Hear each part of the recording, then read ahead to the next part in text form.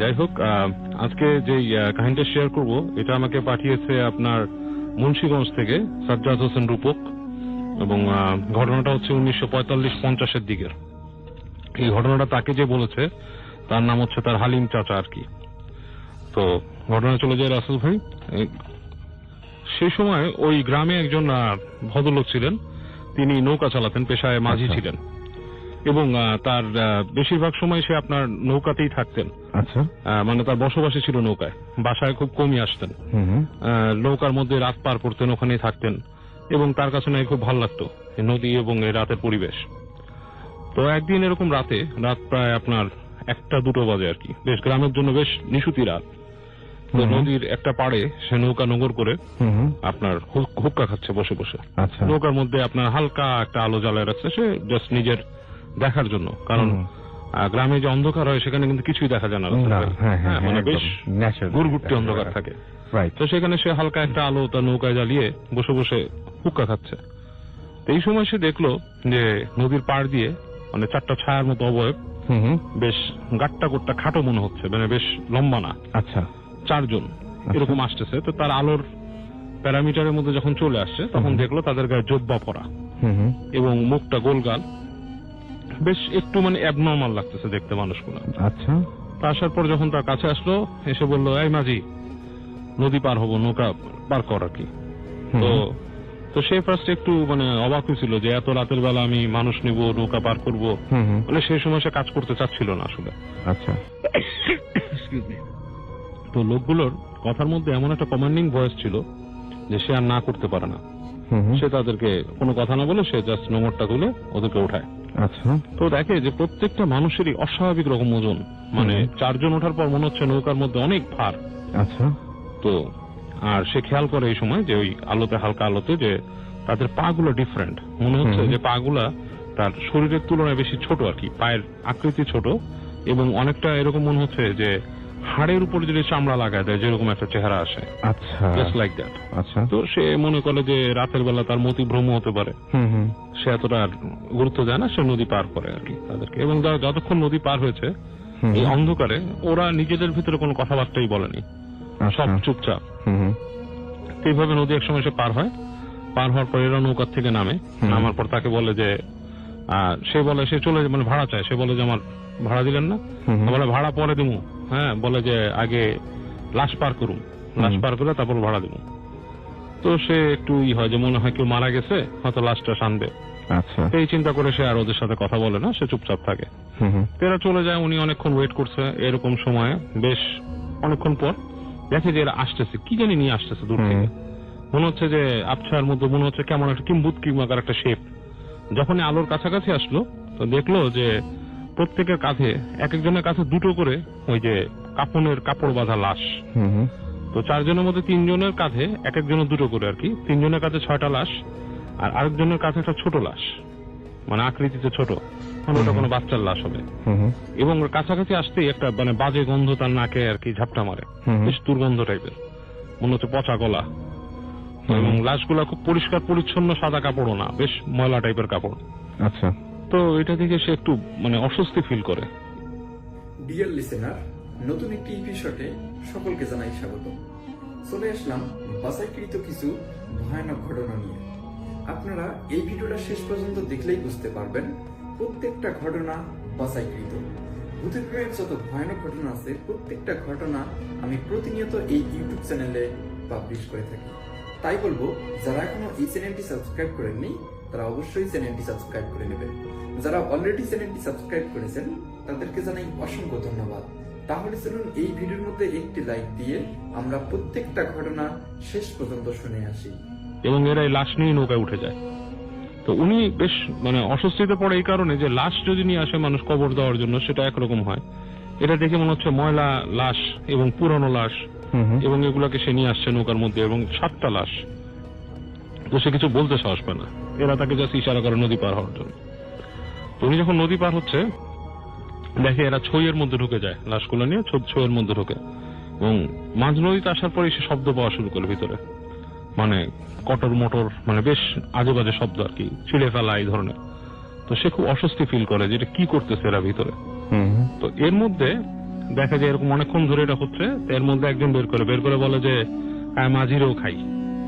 মুখ বের করছে একজন, তার মুখে বেশ রক্ত রক্ত লাগানো। তো উনি যখন এই জিনিসটা দেখছে, মাঝিকে বলে ভিতরে আয়। তো এটা দেখে সে বেশ ভয় পেয়ে যায়, সে পানিতে লাফ দিয়ে পড়ে, মাঝি যে ছিলেন। তো এর মধ্যে উনি পানিতে লাফ দিয়ে পড়ে, উনি দেখে পানি বেশ ঠান্ডা, সাঁতরানোর চেষ্টা করেন। তো উপর থেকে নাকি দেখে যে ওনাকে ওই যে বৈঠা দিয়ে আর কি বাড়ি মারতেছে গায়ে লাগানোর জন্য, আর বলে যে তুই মনে করছিস পার পেয়ে যাবি, তোরে ঠিকই ধরুম। তো যাক, এই অবস্থায় সে সাঁতার কেটে কেটে আপনার কোনো মতে পাড়ে উঠে তো মানে আর তার কিছু মনে নাই, সে বেহুশ হয়ে যায়। তো ওনার যখন ভোরের দিকে ঘুম ভাঙে, উনি চোখ মেলে দেখে যে ওনার সামনে জোব্বা পরা অনেকগুলো মানুষ। তো সে আবার ভয় পেয়ে যায়, হার্ট অ্যাটাকের মতো অবস্থা। তখন দেখে যে হঠাৎ করে তাকায় যে না, এরা ওই আকৃতির না, বিভিন্ন শেপের মানুষ আর কি, সাধারণ মানুষ।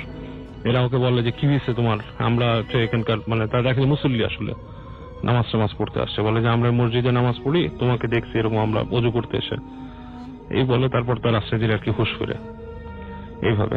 তো এই ঘটনাও কিন্তু রাসেল ভাই, যদিও এই ধরনের ঘটনা আমরা অনেক শুনি, গ্রামে এই ধরনের মাছ মারতে যাওয়া, আমার কাছে একটু লাগছিল মানে শুনে যে এটা আসলে প্রচলিত ঘটনার মতোই অনেকটা। বাট যে কাহিনীটা শেয়ার করছে রূপক, যে সে বলছে যে ভাই 100% সত্যি, আমাদের গ্রামে এই ঘটনাটা প্রচলিত কাহিনী, মানে তার মানে রেগুলার, মানে অনেকের সাথে ঘটেছে, মানে অনেকেই এটা জানে এই ঘটনাটা সম্বন্ধে ওয়াকিফাল এই ঘটনা। ওকে, অনেক ধন্যবাদ বাবু ভাই। সরাসরি চলে যাচ্ছে আমাদের অতিথির কাছে, আপনার নামটা প্লিজ একটু শুরুতেই বলেন। আসসালামু আলাইকুম লিসেনার্স, আমি ডক্টর শুভ বলছি। আমার ফ্যামিলির মধ্যে একটা ঘটনা ঘটে, যেটা আমি সবার সাথে শেয়ার করতে যাচ্ছিলাম। কত বছর আগের এটা? এটা ঘটনা 2007-এর ফেব্রুয়ারিতে। আচ্ছা, ঘটনা ঘটে। তো আমি সরাসরি ঘটনায় চলে যাচ্ছি। আপনার ওয়াইফ এখানে আছেন, দুজনের সাথেই ঘটে? আমরা দুজনের কাছে, আমার দুজনের সাথেই ঘটে, মেইনলি আমার ওয়াইফের সাথে। সেটা আমি শেয়ার করছি আপনাদের সাথে। 2007 ফেব্রুয়ারি মাসের দিকে আমরা দুইটা কাপল চিন্তা করি। আমার যে নানা বাড়িটা আছে মুন্সিগঞ্জ, সেটা মুন্সিগঞ্জ সদরের মধ্যেই অবস্থিত, একদম টাউনের সাথেই। তো সেই গ্রামে আমরা যাব, এই জমিদার বাড়িটা ঘুরতে যাব। তো আমরা সকাল 11টা সাড়ে 11টার দিকে মোটর বাইকে করে দুইটা কাপল ওখানে গিয়ে পৌঁছাই। তো পৌঁছাবার পরে আমরা মানে এত এক্সাইটেড ছিলাম যে তখনই আমি চাইলাম যে সবাইকে নিয়ে আশপাশটা খুব ঘুরে দেখাবো। এখানে আমি যাচ্ছি, একটু আগে একটু ছোট্ট বর্ণনা দিয়ে নিই আমার জমিদার বাড়িটার, কারণ এটা না দিলে বোঝা যাবে না ঠিক। জমিদার বাড়িটা চারিদিকে গ্রামের পর গ্রাম, প্রচুর গ্রামে অনেক গাছপালা, এবং পশ্চিম এবং দক্ষিণ সাইডে বিশাল জঙ্গল, এবং দক্ষিণ সাইডে একটা খাল আছে যেটা ধলেশ্বরী নদীর সাথে কানেক্টেড। তো এই জায়গাটা খুবই মানে নির্জন, নিরিবিলি, প্রচুর বাঁশঝাড়, বড় বড় গাছ দিয়ে ভরা।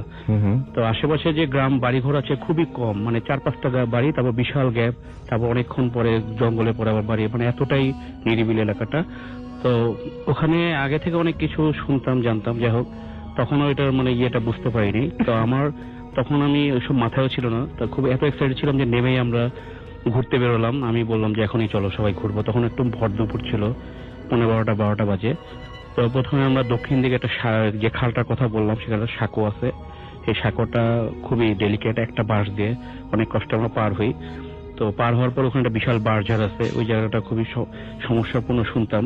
তো ওখান থেকে সবাইকে দেখা আমি মোটামুটি বেশ অনেকটা জায়গা ঘুরলাম। তো ঘুরে যখন এখানে আমার ওয়াইফ একটু অস্বস্তি বোধ করছিল, তখন দেখলাম যে সে একটু চাচ্ছে না ঘুরতে। তা আমি আসলে ওগুলা কিছু আমলে নেই, গাও করি নাই আসলে, এসব তখন মনে নেওয়ার মতো অবস্থাও ছিল না। তো ঘুরতে ঘুরতে তখন আবার সাঁকো দিয়ে ব্যাক করলাম। ব্যাক করে আমাদের পশ্চিম সাইডে এই জঙ্গলটা ছিল, তারপর সেটা পরিত্যক্ত টয়লেট ছিল, যেটা অনেক আগে ইউজ করতো জমিদারের যে ওয়াইফ বা মানে ফিমেল ছিল, মেম্বার ছিল, তারা ইউজ করতেন। বর্তমানে এটা ব্যবহার হয় না বললেই চলে।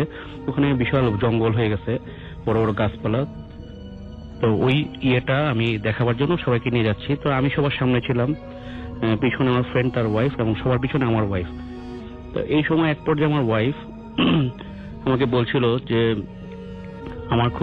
তার খুব অস্বস্তি লাগছে, এবং তার মনে হচ্ছে যে তাকে কেউ ফলো করছে বা পিছনে কেউ হাঁটছে।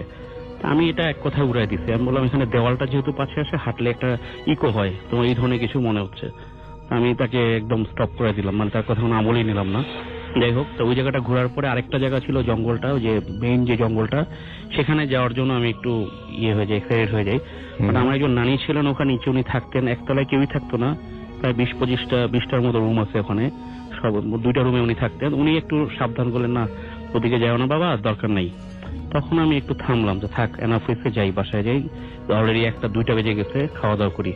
তো আমরা খাওয়া দাওয়া করলাম দুপুরবেলা, খেয়ে দিয়ে আমার ফ্রেন্ড একটু রেস্ট নিয়ে গল্প করে চলে গেল তার ওয়াইফকে নিয়ে। তো আমরা রেস্ট নিলাম, নেওয়ার পরে আমাদের যে বিল্ডিংটা ওটার চারদিক দিয়ে তো ঘর, মধ্যে একটা উঠানের মতো, এবং একটা উত্তর সাইডে এটা 3 তলা আর পূব সাইডে 2 তলা।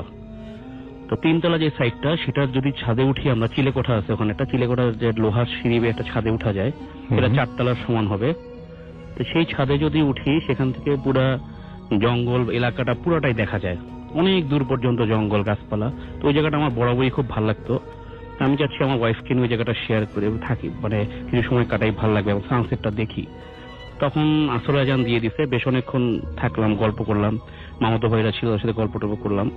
তো এক পর্যায়ে মাগরিব আজান হয়ে যায়, মামাতো ভাইরা নেমে যায় এবং বলে যে তোমরা চলে আসো। তাই আমি বললাম যে আমি সানসেটটা উপভোগ করে তারপর নামবো। কথা বলার এক ফাঁকে হঠাৎ করে দেখলাম আমার ওয়াইফ আমার পাশ থেকে উঠে চলে গেল। তো আমি আসলে তখনও কিছু বুঝতে পারিনি কেন উঠে গেল। ভাবলাম যে আমার মতো সানসেটটা তারও ভালো লাগছে, কারণ পশ্চিম সাইডটার দিকে দেখলাম ও দাঁড়ায় আছে, ওদিক তো সানসেট হচ্ছে, সূর্য ডুবে গেছে। তা আমি এক পর্যায়ে দেখলাম যে ওখানে দাঁড়াই আছে। তা আমি ভাবলাম আমিও যাই, ওকে ডাকলাম, প্রথমে সব সাড়া দিল না। যখন, তখন আমি ভাবলাম ঠিক আছে কাছে যাই, কি ব্যাপার, কথা বলে না কেন। তো যাওয়ার পরে আমি ওকে বললাম যে কি ব্যাপার, চলো, সন্ধ্যা হয়ে গেছে, এখন তো নিচে যাওয়া দরকার। তার হাতটা ধরে টান দিলাম, সে এক ঝটকা আমার হাতটা ছাড়িয়ে দিল। ছেড়ে দেওয়ার পরে আমাকে গম্ভীর বলল, না আমি নিচে যাব না। তখন এই ফার্স্ট টাইম আমার মনে স্ট্রাইক করলো যে সামথিং গোয়িং রং। তো আমি তাকে বললাম যে না চল নিচে যাই। তারপর সে যেতে যাচ্ছে না। তখন আমি এনিহ তাকে কনভিন্স করি, একটু বলি যে আমরা তোকে বলে আবার আসবো, নিচে যাই। তো কি ভেবে সে রাজি হলো বুঝলাম না, মানে মোট কথা রাজি হলো। সে নিজের রোবটের মধ্যে ঘুরে রওনা দিয়ে দিল। আমি তার পিছনে পিছনে গেলাম। তারপরে পূব সাইডে যে বিল্ডিংটা আছে সেখানে আমার মামা থাকতেন। সেই বাসায় ঢুকেই প্রথমে ছিল ড্রয়িং রুমটা। এখানে একটা আমার ওয়াইফের একটা কথা ছিল, এটা শেয়ার করা দরকার, আমি একটু বলতে ভুলে গেছি। যে যখন পরে আমি তার মুখে শুনছি যে যখন সে পশ্চিম দিকে জঙ্গলটা দিকে তাকিয়েছিল, ওনার কাছ থেকে শুনি। আপনার নামটা একটু প্লিজ বলে আপনি বলবেন যে আপনার অস্বস্তি কেন লাগছিল, বা ওই সময় আপনি কি দেখছেন বা আপনি কি ফিল করছিলেন আসলে। আসসালামু আলাইকুম, আমি সুইটি রহমান বলছি। আজকে আসলে আমি মোটামুটি আমার হাজবেন্ডের ইচ্ছা দিয়ে আসছি এখানে। আমার লাইফের কিছু হরিবল, আসলে খুবই ভয়ঙ্কর কিছু ঘটনা আমি শেয়ার করব। তো আমি আসলে ওখানে যাওয়ার জন্য অনেক এক্সাইটেড ছিলাম, এবং যখন গিয়েছি সেই জমিদার বাড়িতে ঢোকার পর থেকে আমি একটু অস্বস্তি ফিল করছিলাম, এবং এত বেশি খারাপ লাগছিল আমার। আমি ওকে অনেক রিকোয়েস্ট করেছি যে চলো আমরা বাসায় চলে যাই, কিন্তু ওর রিকোয়েস্টই মোটামুটি ঘোরা।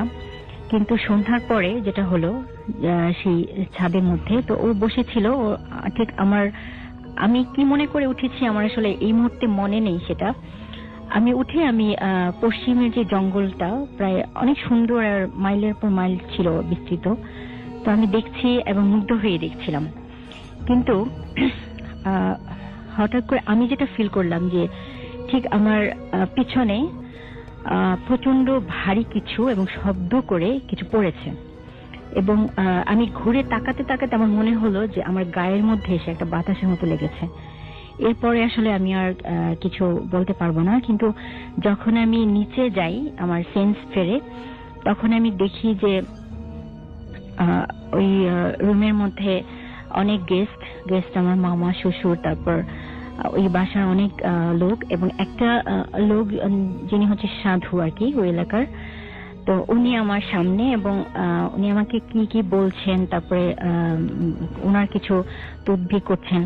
কিন্তু ওনাকে দেখে আমার প্রচন্ড রাগ হলো, এবং তখন আমি ওনাকে সহ্যই করতে পারছিলাম না। আর যেটা হয়েছিল যে আমি খুব অসুস্থ ফিল করছিলাম, মানে আমার মনে হচ্ছিল যে আমার সমস্ত শরীরটা কাঁপছে, আর প্রচন্ড জ্বর ছিল। এবং আমি তখন বলছিলাম যে কি হয়েছে, আমার সাথে কি ঘটেছে। তারপর আমার হাজবেন্ড বলল যে তুমি এরকম হয়েছে, তুমি এখন রেস্ট নাও। তারপর আমরা ভেতরের রুমে চলে যাই। ওখানে যাওয়ার পর আমি ডিটেলস শুনি যে এরকম আমার সাথে হয়েছে। তারপর আমি কিছুটা স্বাভাবিক হওয়ার জন্য পানি হাতে নিয়ে মুখ ধুতে যাই। ঘটনাটা বেশ কিছুক্ষণ পরে, তখন রাত্রে 10টা সাড়ে 10টা বাজে, আর বাড়িটা এতটাই হন্টেড ছিল যে খুবই বড় বড় জানালা, আর অনেক আগের ঘর, তো জানালাগুলো এত বড় যে মনে হবে একটা মানুষই পড়ে যেতে পারবে এরকম। তারপর আমি জানলার পাশে আসি, এসে মুখ ধুবো আর কি। তো তখন আমার যে জিনিসটা আমি আসলে দেখলাম সেটার জন্য আমি মোটেও প্রিপেয়ার ছিলাম না। আমার এখনো মনে হয় আসলে গা শিউরে ওঠে। আমি দেখলাম ঠিক ওদের বাসার যে ওয়ালটা, ঠিক তার পরে একটা গাছ ছিল, তেঁতুল গাছ, এবং সেটাও বেশ পুরনো, প্রায় 1 থেকে 1.5 মানে অনেক 100 বছরের হবে আর কি গাছটা মনে হচ্ছিল, যতটুকু শুনেছি। তো এত বেশি অন্ধকার, তো হঠাৎ করে আমার মুখ ধুতে যে ওই গাছটার দিকে চোখ চলে যায়।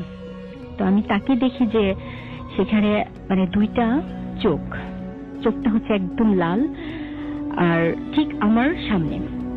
কিন্তু যখন আমি এটা মানে আমার ব্রেইনে ক্যাচ করলাম এটা অ্যাবনর্মাল কিছু, এটা আমি তখন আসলে নিতে পারিনি।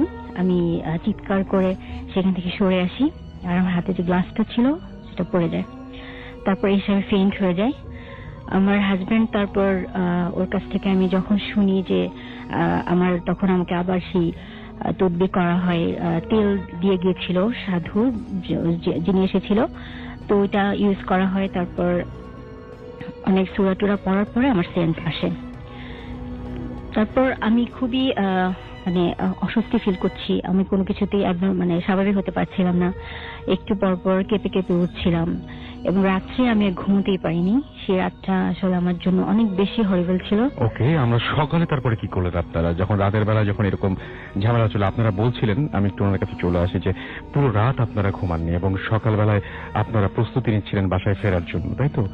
এবং রাতের বেলা কি আরো স্পেশাল কোনো কিছু বা আরো ভয়ঙ্কর, আরো স্কেরি কোনো কিছু ঘটেছিল? রাতে স্কেরি যেটা ঘটেছিল সেটা হচ্ছে সারা রাত সে একটা খুব ব্যাড ড্রিম, মানে নাইটমেয়ার ছিল যেটা, সেই জিনিসটা ছিল যে সে যখনই চোখ বন্ধ করছিল তখনই সে দেখছিল যে সে ওই যে আমাদের পশ্চিমে যে বড় জঙ্গলটা, সম্ভবত ওরকমই ওটাই দেখছে কিনা, কারণ ওখানে দেখতেছিল বড় বড় গাছ এবং সেটা একটু ফগ, কুয়াশা আছে, একটু হেজি, সেগুলা ও দৌড়াচ্ছে, পিছনে চলেছে দ্রুত, এবং মানে তার সামনে গেলে তার ভাল লাগবে এবং এই জঙ্গলটার মধ্যে থাকতে ভালো লাগবে, এরকম একটা তার মধ্যে ফিলিংস হচ্ছিল। এবং আরেকটা জিনিস সেটা যেটা ফিল করতেছিল, ঘুমাতেই পারছিল না যে জন্য, তো বাসার রুমের চারদিক দিয়ে তার মনে হচ্ছিল পাশ দিয়ে যে কেউ একজন ফিল করছিল, কেউ একজন ওয়েট করছে তার জন্য, এবং কেউ একজন তাকে নিতে আসছে বা ধরতে আসছে। আপনি অফে একটা কথা বলছেন, ওটা আমার কিছু অদ্ভুত লেগেছে, মনে হচ্ছিল রুমের চারপাশ দিকে হয়তো ঘুরছে, ওয়ান্ডারিং অ্যারাউন্ড, মানে ব্যাপারটা হচ্ছে চারদিক দিয়ে কেউ ঘুরছে, ওয়ান্ডারিং অ্যারাউন্ড, হ্যাঁ, মানে মনে হচ্ছে চারিদিক দিয়ে দৌড়াচ্ছে। মানে এটা কিন্তু খুব ভয়ঙ্কর। আপনি যে ঘরটাতে আছেন, আপনার যদি মনে হয় সেই বাড়িটার চারপাশ দিয়ে কেউ ক্রমাগত দৌড়াচ্ছে এবং সে আপনাকে নিয়ে যেতে এসেছে, তাহলে ব্যাপারটা খুবই ভয়ঙ্কর। এটাই সবচেয়ে স্কেয়ারি ব্যাপার ছিল যে সে এবং বলতেছিল বারবার আরেকটা কথা বলতেছিল, যেটা যে আমাকে মনে রাখতে পারবো না, আমাকে প্রচন্ড কেউ ডাকতেছে, এবং এইটার জন্য সে বাবা আমাকে শক্ত করে ধরতেছিল এবং ঘুমাতে পারছিল না।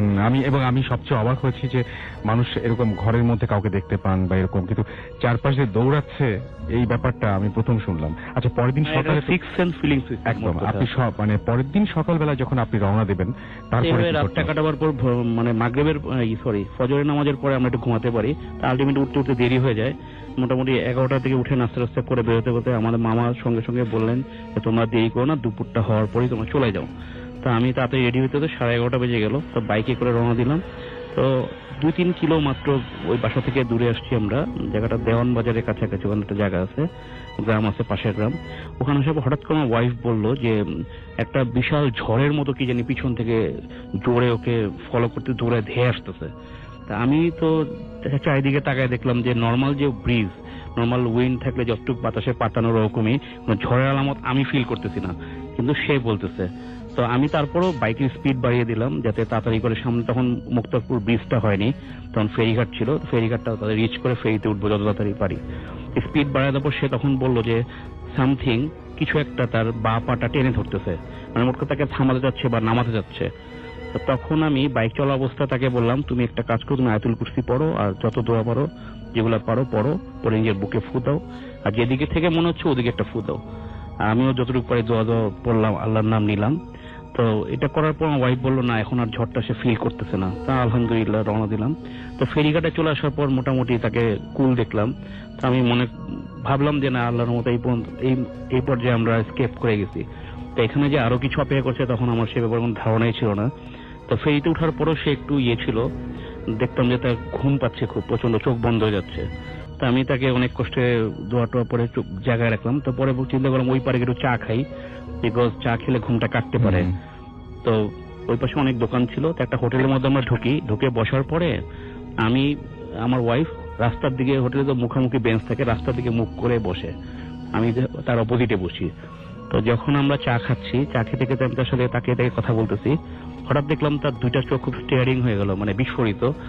তো আমি অবাক হয়ে গেলাম, কি ব্যাপার, কেন এত বিস্ফোরিত? সে হঠাৎ করে আমাকে বললো যে তুমি রাস্তায় ওখানে একটা মহিলা পাগলের মতো, অলমোস্ট পাগল, আমরা যে রাস্তায় দেখি ওরকম, তার বর্ণনায় বুঝলাম সে তাকে ডাকছে। তা আমি বললাম তোমাকে কে ডাকবে? আমি ঘাড় ঘুরিয়ে তাকিয়ে দেখি ওখানে কেউ নেই, আমি অন্তত কাউকে দেখতে পাচ্ছিলাম না। তা আমি যখন তাকালাম তখন আমার ওয়াইফ বললো কি তুমি দেখতে পাচ্ছ না যে ওখানে একজন আমাকে ডাকতেছে এবং পাগলের মতো? তা আমি তখন চিন্তা করলাম এখন যদি আমি বলি যে আমি কাউকে দেখছি না তাহলে সে এতটাই প্যানিক হয়ে যাবে, তাকে আমার বাইকে করে নিয়ে যাওয়া সম্ভব হবে না। তখন আমি একটু তাকে হাইড করি, বলি না ওই তো ওখানে একটা পাগল আছে, ঠিক আছে ওকে, এটা স্বাভাবিক, এখানেই থাকে, প্রায় আমরা দেখি, আমার ভিক্ষা টিকা দিই, এই ধরনের একটা কথা বলে আমি কাটিয়ে দিই। তারপর আমি ফিল করলাম যে যত তাড়াতাড়ি সম্ভব আমাদের এখান থেকে চলে যেতে হবে। তো আমি তাদের এই 4 বিল মিটিয়ে তাকে কিছু বললাম যে তুমি একটু দোয়া টোয়া পড়ে নাও, আমিও পড়লাম, পরে যত তাড়াতাড়ি সম্ভব ঢাকায় ব্যাক করলাম। তাই এই পর্যায়ে আল্লাহর রহমতে আর কোনো সমস্যা নেই, আমরা ভালো মতো ঢাকায় ব্যাক করি। কিন্তু আপনি একটা খুব অদ্ভুত কথা বলছিলেন যে তারপর থেকে তো অনেক ঝামেলা শুরু হয়, এবং এখন একটা জিনিস বলছিলেন যে আপনারা তারপরে যতবার লঞ্চ জার্নি করে আপনারা বরিশাল বা চাঁদপুর গেছেন তখনই আপনাদের ওই গ্রামের বাসাটার কাছাকাছি আসলে উনি ভেতর থেকেও বুঝতে পারতেন, লঞ্চের ভেতর থেকে, এবং বলতেন যে আমাকে এখানে নামিয়ে দাও। এই জিনিসটা তো আমার জীবনের মানে অদ্ভুত যে ঘটনা ঘটছে, এক্সপিরিয়েন্স, এটা একটা অদ্ভুততম ঘটনা, যেটা যে আমরা তো প্রায় একটু লঞ্চ জার্নি করতে পছন্দ করতাম, তো আগে থেকেই আমরা যেতাম। তো তারপরে আমরা যখন যাই এই ঘটনার পরে, তারপর বরিশাল যাচ্ছে একবার বা চাঁদপুর, যখন আমরা মুন্সিগঞ্জ, আমরা কেবিনের মধ্যে গল্প করতেছি, যখন মুন্সিগঞ্জটা ক্রস করতে থাকতাম তখন সে আমাকে বলতো যে আমি এখন বাইরে যাবো। আমি বললাম কেন? বলে বাইরে এখন মুন্সিগঞ্জ ঘাট, এখানে আমাকে পারলে নামায় দাম, যাবো মুন্সিগঞ্জ, বাড়িতে যাব। বাড়িতে কেন? ওই জঙ্গলে যাব। এরকম একটা ফিলিংস হতো। আমি তো তার কথা শুনে অবাক, আমি সঙ্গে সঙ্গে ঝড়ের মতো বের হলাম, কেবিনের দরজা খুলে বের হয়ে ঠিক ওই মুহূর্তে দেখি আমি মুন্সিগঞ্জ ঠিক ঘাটটা ক্রস করতেছি। এটা আমি যার পণ্যে অবাক হয়ে গেছি। যাই হোক, আমি বুঝতে পারলাম যে তাকে এই সময় ডেকে নেওয়া যাবে না, কারণ ডেকে নেওয়াটা খুব রিস্কি হয়ে যাবে। একটা অ্যাক্সিডেন্টও হয়েছিল একবার, আপনার কোনোভাবে রক্ষা পেয়েছিলেন সেই যাত্রায়? একবার মানে যখন আমরা একবার বরিশাল গেলাম, বরিশাল থেকে ফেরার পথে, তো যেহেতু লঞ্চ জার্নি ছিল, তো আমার ওয়াইফ ওই সময় একটু মানে প্রেগনেন্ট ছিল, যাক আমি লঞ্চ জার্নি দেখে নিয়ে গিয়েছিলাম, অফিসিয়াল ট্যুর ছিল। এবং আপনি মানে যেহেতু একজন ডক্টর, আপনি জানেন যে ওই সেফ পিরিয়ডটা চিন্তা করে নিয়ে গেছিলাম যে লঞ্চ জার্নিতে প্রবলেম হবে না, বাট এই জিনিসটা তো আমার টোটালি মাথায় ছিল না। যাই হোক, এরকম কিছু একটা হবে আমি স্বপ্নেও ভাবতে পারিনি, এবং এটা একটা ভয়ঙ্কর ঘটনা, অনেক কিছু ঘটে যেতে পারতো যারা আল্লাহ আমাকে রহমত করছেন। এনিওয়ে, তো যখন বরিশাল থেকে ফিরি তখন অনেক আগে থেকেই সে ওই লাইট দেখা যায় আপনার ওই মুন্সিগঞ্জের, তো দূর থেকে সে ডেকে দাঁড়ায়, বলতেছে যে ওই যে দূরে মুন্সিগঞ্জ দেখা যায়। তো আমি কিন্তু জানি না ওটা মুন্সিগঞ্জের লাইট। যাই হোক, তো আমাকে বলছে চলো ডেকে যাই। আমি বললাম হ্যাঁ চলো ডেকে যাই, কারণ আমার ডেকে একটু এনজয় করি, ভালো লাগে, বাতাস টাতাস থাকে। তখন রাত 1:30 কি 2টা হবে। তো ডেকে দাঁড়িয়েছি, প্রায় 10 মিনিট হয়ে গেছে। হঠাৎ করে সে আমাকে বলতেছে যে আমার খুব খারাপ লাগতেছে, একটা হঠাৎ করে মনে হলো, এমনি ডেকে প্রচন্ড বাতাস ছিল, তো এর মধ্যে সে আমাকে বলতেছে যে হঠাৎ করে একটা এক্সট্রা বাতাসের ঝাপটা তার শরীরে মনে ঢুকে গেল, এরকম কিছু একটা, এবং তারপর থেকে সে খুব অসুস্থ ফিল করছে।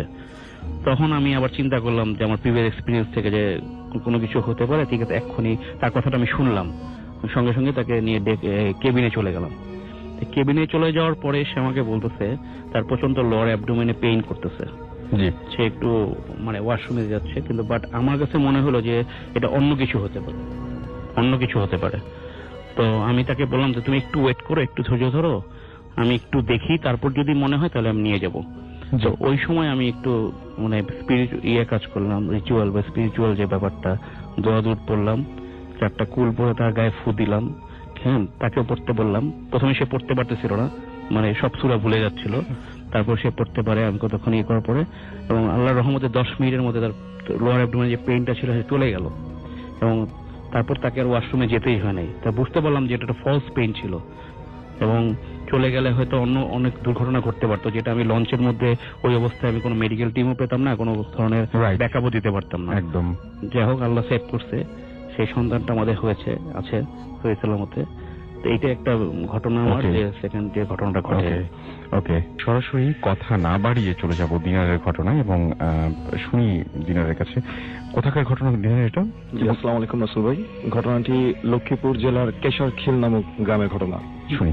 তো আমাকে যে ঘটনাটি শেয়ার করেছে তার নাম হচ্ছে মঈন ভাই। তো আমি এর আগেও এসে ওনার একটি ঘটনা শেয়ার করি। তো এটা ওনার বড় বোনের সাথে ঘটে যায় একটি ঘটনা। তো ঘটনাটি ঘটে 2001 সালের দিকে। তো তখন ওনার বড় বোনের বিয়ে হয় এবং উনি বিয়ে হওয়ার পর উনি ওনার শ্বশুর বাড়িতে যায়।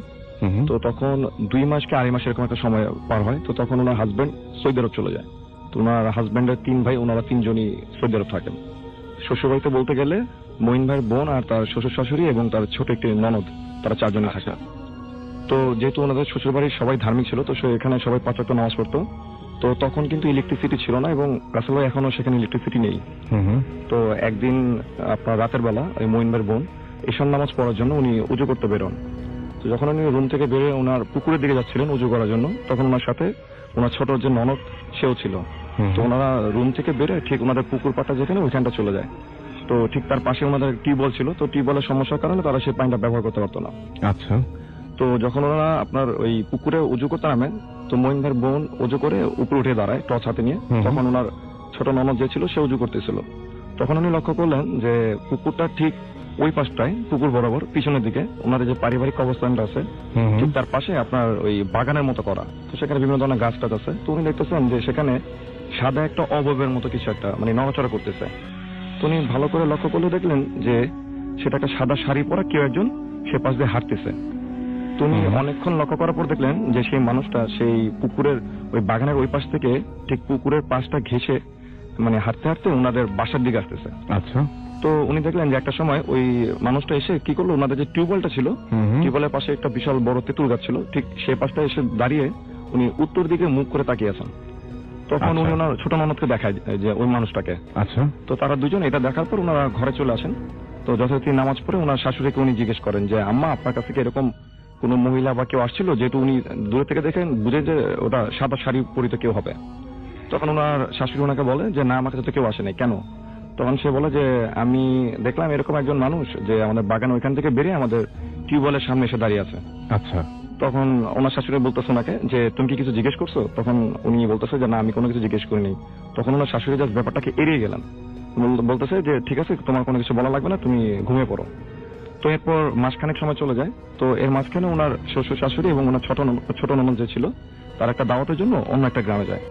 তো তারা যাওয়ার আগে ওই মঈন ভাইদের বাসায় লোক পাঠিয়ে খবর দেয় যে তার মঈন ভাইয়ের আম্মাকে তার মেয়ের সাথে এসে থাকার জন্য কিছুদিন। তো মঈন ভাইয়ের আম্মা যথারীতি তার মেয়ের শ্বশুর বাড়িতে চলে আসে থাকার জন্য। তো ঠিক তখন যে ঘটনাগুলো ঘটে সেগুলো হচ্ছে এরকম যে উনি আর একদিন সময় ঠিক রাতের বেলায় ঈশান নামাজের উজু করার জন্য উনি সেই পুকুরের সামনে যান। তখন উনি একা ছিলেন। তো উনি উজু করতে গিয়ে দেখলেন যে ওই একই অবয়বের একটা মানুষ সেই বাগানের ওই পাশ থেকে বেরিয়ে এসে ওনাদের টিউবওয়েলের সামনে এসে দাঁড়িয়ে আছে। তো এবার উনি ভাবলেন যে হয়তো বা কোনো মানুষ হবে এলাকার বা কোনো ঝামেলায় পড়ছে, হয়তো এমন কেউ হতে পারে। কিন্তু আসলে ভাই বলে রাখি যে ওনাদের বাসা কিন্তু চারপাশ দিয়ে ওয়াল দেওয়া ছিল, বাউন্ডারি করা ছিল। তো উনি পিছনে থেকে জাস্ট টর্চ মেরে তাকে জিজ্ঞেস করতেছিলেন যে আপনি কে। তো উনি অনেকবার প্রশ্ন করার পর উনি কোনো রিপ্লাই দিচ্ছিলেন না। তখন উনি জাস্ট সেই মহিলাটার সামনে যায়। তো টর্চটা তখন নিচেই ছিল। তখন সেই টর্চের আলোতে যতটুকু বুঝলেন যে মানে বৃদ্ধ একজন মহিলা, মানে যার চামড়া মানে বয়স হলো যেমন স্কিন যখন ভাঁজ পড়ে যায় ঠিক ওইরকম দেখতে একটা চেহারা, এবং চেহারা দেখে মনে হতো যে রক্ত শূন্য একটা চেহারা। তো উনি জিজ্ঞেস করতেছিলেন যে আপনি কে, আপনাকে আমি এর আগে একদিন দেখছি, আপনি এখানে এসে দাঁড়িয়ে থাকেন, কি সমস্যা আপনার? তো এটা বলার পর ওই মহিলা কোনো রিপ্লাই দেয় না। তখন উনি ভাবে যে হয়তো বা মানে গ্রামের কোনো পাগল মহিলা টহিলা হতে পারে, যেহেতু উনি এই গ্রামে নতুন ছিলেন, ওনার মাত্র 2 মাস আগে ওনার বিয়ে হয়েছে। তো উনি বাসা চলে আসে। তো বাসা চলে আসার পর উনি নামাজ পড়ে ঘুমিয়ে পড়েন। তো ঠিক উনি তার পরের দিনও ওই মহিলাটাকে আবারও দেখেন এবং থার্ড টাইম উনি যখন দেখেন তো ওই মহিলাটা ছিল যে বাগানটা পাশে ছিল, উনি আর এই দিকটায় আসেনি। তো চতুর্থ দিন আসলবার উনি যেটা দেখেন, উনি উঁচু করতে যাচ্ছিলেন ঠিক একই সময়। তখন উনি দেখলেন সেই মহিলাটাই, কিন্তু এবার উনি আর সেই বাগানের দিকে না, এবার ওনাদের পুকুরের পাশে যেন তার বাসার মেইন গেটটা আছে, মানে হচ্ছে ওই গেটের এই দিক থেকে ওনাদের বাসার ভিতরে ঢুকতেছে। আর ফোর্থ টাইম উনি যখন দেখেন তখন সেই মহিলাটা একা ছিল না, তার সাথে ছোট একটা বাচ্চা ছিল। তো আর ওনাদের বাসার গেট কিন্তু ভিতরে লক করাই ছিল। তখন ওনার বোন যেটা করে, মঈন ভাইয়ের বোন, উনি অজু না করেই টর্চ নিয়ে ওনার সামনে গিয়ে দাঁড়িয়ে বলেন যে আপনাকে আমি এর আগে কয়েকদিন দেখছি আমাদের বাসায়, আপনি আমাদের বাসায় ঢুকেন কিভাবে, আপনি কি সমস্যা, আপনি যদি কোনো সমস্যা হয় আপনি আমাদের বাসায় থাকতে পারেন, আপনি সকালবেলা হলে চলে যান। তখন সেই মহিলা কিন্তু কোনো রিপ্লাই দিচ্ছিল না তাকে। আর তখন মহিন ভাইয়ের বোন যেটা বলে যে আপনার সাথে বাচ্চাটাকে, আপনাকে তো আমি এর আগে একা দেখছি, এটা কার বাচ্চা, আপনি কার বাচ্চা নিয়ে আসছেন। আচ্ছা, এটা বলার সঙ্গে সঙ্গে ওই মহিলাটা যেটা করে, ওই মহিলাটা কিন্তু একটু কুচো ছিল, তো মহিলা যেটা করে যে সে বাচ্চাটাকে সে কোলে নিয়ে নেয়। তো মহিন ভাই বোন যিনি ছিলেন উনি একটু মানে রেগে যান যে এর আগেও 2-3 বার দেখছেন উনি বাসায় কোনো প্রশ্ন করার পর উনি কোনো রিপ্লাই দেয় না। তখন উনি চিন্তা করলেন যে ওনার আম্মাকে উনি ডাক দিবেন, ওনার আম্মা ছিল বাসায়। তখন ওই সময় রাসেল ভাই উনি যেটা করেন যে ওই মহিলাটার হাতটা চেপে ধরেন। তো উনি যেটা বলেন যে ওনার কাছে মনে হলো যে উনি ঠান্ডা একটা হাত, কারো একটা হাত উনি চেপে ধরলেন এবং ধরে উনি মা বলে চিৎকার দেন যাতে ওনার আম্মা বেরিয়ে আসে। তো উনি চিৎকার দেওয়ার সঙ্গে সঙ্গে পিছনে করে তাকে যেটা ফিল করলেন যে ওনার হাতের ভিতরে কিছুই নেই, কেউ নাই, না কেউ নাই। উনি সেই ওই পুকুরটার সামনে উনি একা দাঁড়িয়ে আছেন। তো এটা দেখার পর আসলে উনি বেশ ভয় পেয়ে যান, এটা মানে যে কেউ ভয় পাওয়ার মতো। স্বাভাবিক, খুবই স্বাভাবিক। তখন উনি দোয়া দূর যা পারেন সেগুলো পড়তে পড়তে উনি ঘরে চলে আসেন। তো ওনার আম্মাকে এসে বলেন, তো ওনার আম্মা যেটা করে যে দোয়া দূর যা পারে ওনাকে পরে ফুটু দিয়ে বলে যে ঘুমিয়ে পড়ো। তো যথারীতি রাসেল ভাই উনি সকালবেলা ফজর নামাজ পড়তে উঠার কথা, যেহেতু ওনারা সবসময় 5 ওয়াক্ত নামাজ পড়তেন, তো সেদিন আর উনি ঘুম থেকে উঠে এই নামাজ পড়েননি। তো ওনার আম্মা ঘুম থেকে উঠে নাস্তা তৈরি করেন। তো অনেক বেলা করেই সে তার ঘুম ভাঙে। তো ঘুম ভাঙার পর উনি ঘুম থেকে উঠে রুম থেকে বেরিয়ে সোজা পুকুরে চলে যায়। তো ওনার আম্মা ভাবে হয়তো বা গোসল টোসল করার জন্য গেছে। তো অনেকটা সময় পার হয়ে যায় মাঝখানে, তো উনি মানে পুকুরে গোসলই করতেছেন। তো ওনার আম্মা একটু বিরক্ত হয় যে এতক্ষণ ধরে কি করতেছে পুকুরে। তো ওনার আম্মা ওনাকে দেখার জন্য পুকুরের সামনে আসেন, বেশ বড় পুকুর ছিল। তো উনি এসে দেখেন যে বাচ্চারা যেভাবে গোসল করে পুকুরের মধ্যে লাফালাফি করে, উনি ঠিক ওই রকম করতেছে। তখন ওনার আম্মা ওনাকে বলতেছে যে তোর তো বিয়ে হয়েছে, এটা তো শ্বশুর বাড়ি, তুই এভাবে কেন গোসল করতেছিস। তখন সে যেটা বলে যে দাঁড়াও, ওনার আম্মাকে উনি বলতেছে মাছ ধরে দেখাই। ওনার মেয়ে করতেছে কি ডুব দিতেছে, সে পুকুরের মধ্যে তেলাপিয়া মাছ ধরে নিয়ে উপরে উঠতেছে এবং সে করতেছে কি যে ওই মানে কাঁচা মাছগুলো রাসেল ভাই ধরে সে কামড় দিচ্ছে। আচ্ছা, তখন তার আম্মা বলতেছে, মানে তার আম্মা দেখে তো পুরো স্টাক, তার আম্মা বলতেছে তুই এগুলো কি করতেছস। তখন সে বলতেছে যে আমি তো সবসময় মাছ ধরি। ওনার মেয়েকে কিন্তু উনি কোনোদিনও পুকুরে নেমে মাছ ধরতে দেখে নাই, আর উনি জীবিত মাছগুলোকে কামড় দিচ্ছিল, খাওয়ার চেষ্টা করতেছে। তখন ওনার আম্মা যেটা করে ওনাকে টেনে পুকুর থেকে উঠায়। তো টেনে উঠানোর পর রাসেল ভাই যখন ওনার আম্মা ওনাকে টেনে ঘরের দিকে নিয়ে যাচ্ছিলেন, তখন ওনার আম্মাকে মানে খুব জোরে একটা ধাক্কা দিয়ে পুকুরের পাশে ফেলে দেয়। আচ্ছা, তো পুকুরের পাশে ফেলে দেওয়ার পর উনি খুব দ্রুত ওনাদের যে তেঁতুল গাছটা ছিল টিউবওয়েলের সামনে, ওইটা বেয়ে বেয়ে উপরে উঠে যায়। তো ওনার আম্মার মতো যেটা যে কোনো স্বাভাবিক কোনো পুরুষ মানুষের পক্ষ যারা সচরাচর গাছে উঠে এত দ্রুত ওঠা সম্ভব না। তখন উনি তার মেয়েকে বলতেছেন যে তুই গাছের উপরে কি করতেছস। তখন সে বলে যে আমি তো মানে অ্যাজ ইউজুয়াল নর্মালি, সে বলতেছে যে আমি তো সবসময় গাছে উঠি, এখানেই থাকি। অথচ কিন্তু উনি ওনার মেয়েকে কোনোদিন গাছে উঠতে দেখেন। তার মানে অলরেডি পজেস। জি আসলে তারপরে তো এটা দেখার পর ওনার মা বেশ ভয় পেয়ে যায়। তো উনি বাসার থেকে বেরোয় আশেপাশে যারা ছিল তাদেরকে ডেকে নিয়ে আসে। আর ওনাদের বাসায় কোনো মানে অপরিচিত পুরুষ ঢুকতেন না, ধার্মিক ফ্যামিলি ছিল। তো উনি মহিলাদের ডেকে নিয়ে আসেন। তো তাকে সেখান থেকে গাছ থেকে নামানো হয়। তো এর মাঝখানে তার শ্বশুর শাশুড়িকেও খবর দেওয়া হয় যে তার ছেলের বউর এই অবস্থা।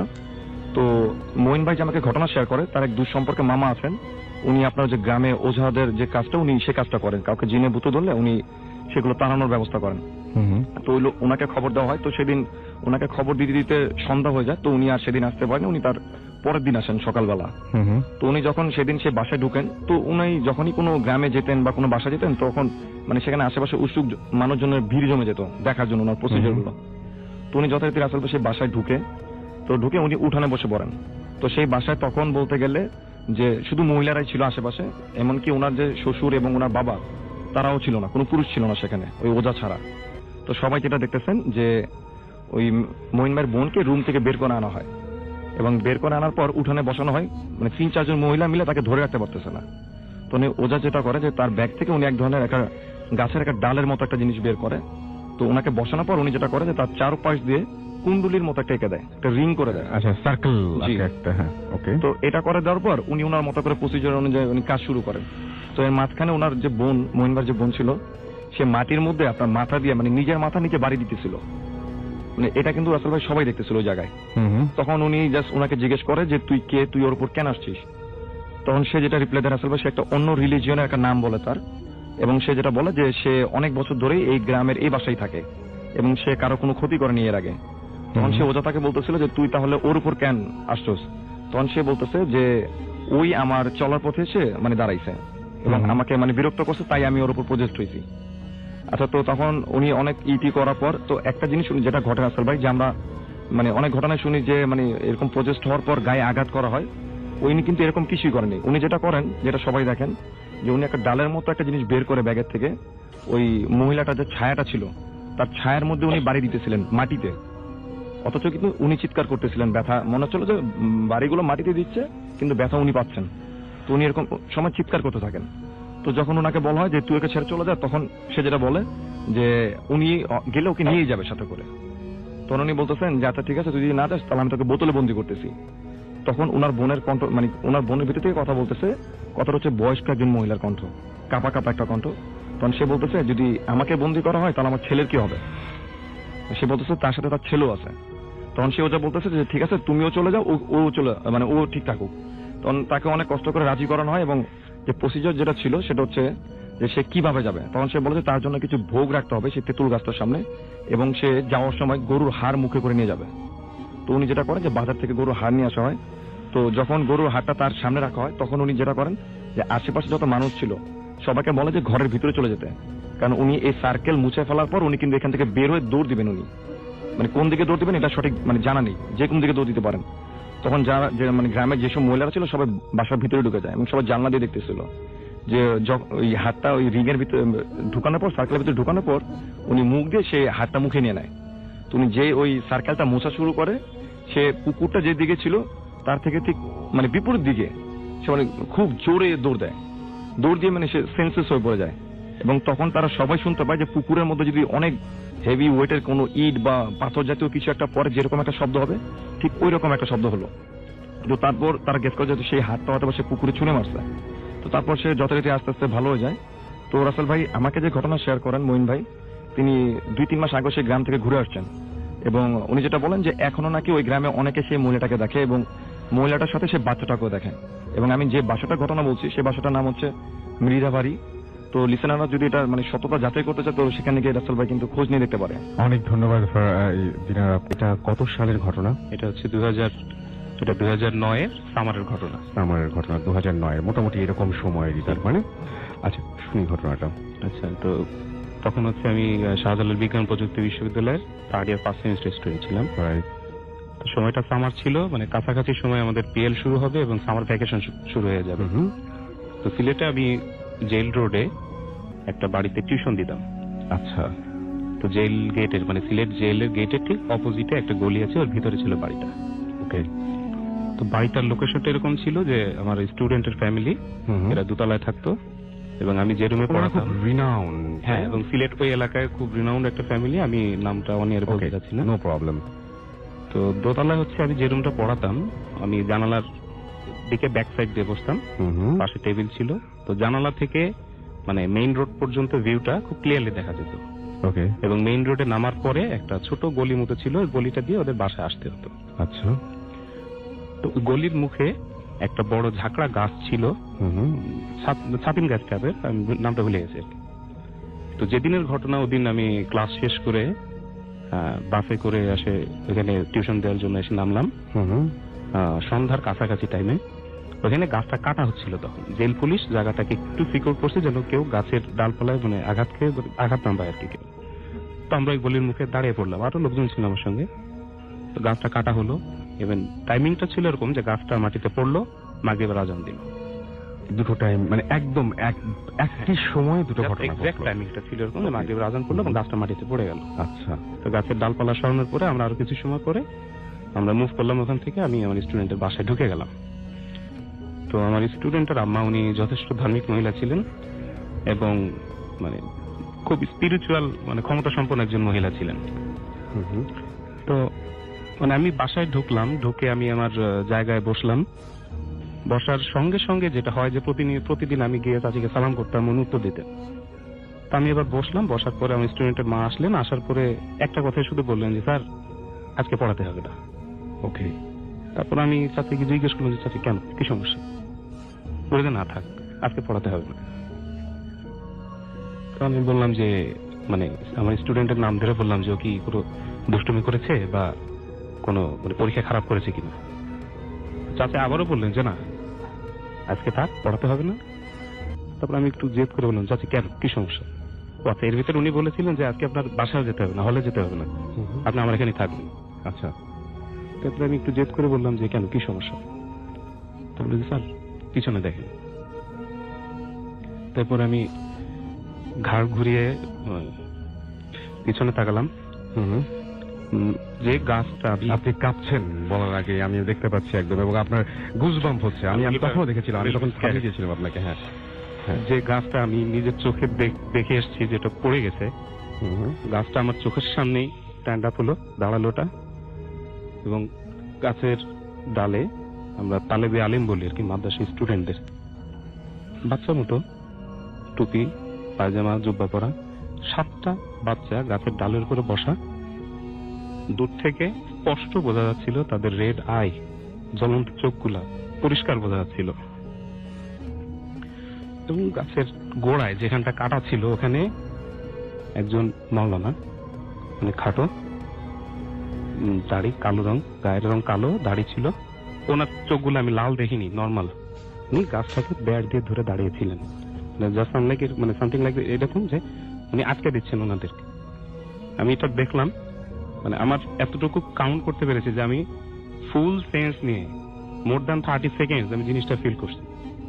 এরপরে আমি আমার সেন্স হারিয়ে ফেলে আমি সেন্সলেস হয়ে যাই এখানে, এবং রাতটা আমি ওখানেই স্পেন্ড করছি। আমার সেন্স ছিল না। পরের দিন আমার সকালে কোন একটা টাইমে আমার সেন্স আসে, মানে ঘুম আই বা যায়, আমার ঘুম ভাঙে। তো এরপরে ওখান থেকে আমি আর কি আমার হলে ফিরি। তারপরে আমি আর এই পিএল এর অপেক্ষা না করে তারপরের দিন আর কি আমার খুলনায় আমার বাড়িতে ব্যাক করে চলেছি। আপনি এই ঘটনা মনে কোনো সময় ভুলতে পারেন না, এবং আমি খুব অবাক হলাম যে আপনি যখন মানে এই অনিয়মের বাইরে আমাকে বলছিলেন, ঠিক তখন যেভাবে প্রচন্ড রকমের ভয় পাচ্ছিলেন, ইমোশনাল হয়ে যাচ্ছিলেন জায়গায় জায়গায়। ঘটনাটা আমি আজকে হলো 3rd টাইম যেটা আমি মুখ দিয়ে বললাম আর কি। আজকে এটা 3rd টাইম। ফার্স্ট আমার ভাই শুনলো বাসায়, সেকেন্ড অফ এর বললাম, 3rd টাইম এখন। সো এটা আপনাকে, আপনি যখনই বলেন তখনই আপনি নর্মাল থাকেন না, আপনি সময়টার মধ্যে। আমি অলওয়েজ ট্রাই করে এটা ভুলে যেতে চাই, কারণ ওই ফেস একসঙ্গে 7টা ফেস, আমি খুব ভীতু মানুষ, আমার পক্ষে সহ্য করা ইম্পসিবল। আচ্ছা, এই ঘটনার সাথে লিংক আছে আপনার ভাইয়ের ঘটনাটা, এবং আমরা তার কাছে যাব যে এই ঘটনার সাথে আপনার সাথে যে ঘটনাটা ঘটেছে সেই ঘটনাটার আসলে সম্পর্ক কি বা কি হয়েছিল। আচ্ছা, সময়টা আগে তো বলা হয়েছে, এটা 2009 সাল। তো মোটামুটি হঠাৎ করে পিএল এর আগে ভাই বাসায় চলে আসে। তো তখন পর্যন্ত আমরা কেউ কিছু জানিনি, বা সে বাসায় কারো কাছে কিছু শেয়ার করে নাই, ইভেন আমার কাছেও না। তো এইভাবে ওই 2 মাস কেটে গেল। 2 মাসে তার পিএল এর ছুটি শেষ, এক্সাম শুরু হলে সে চলে গেল।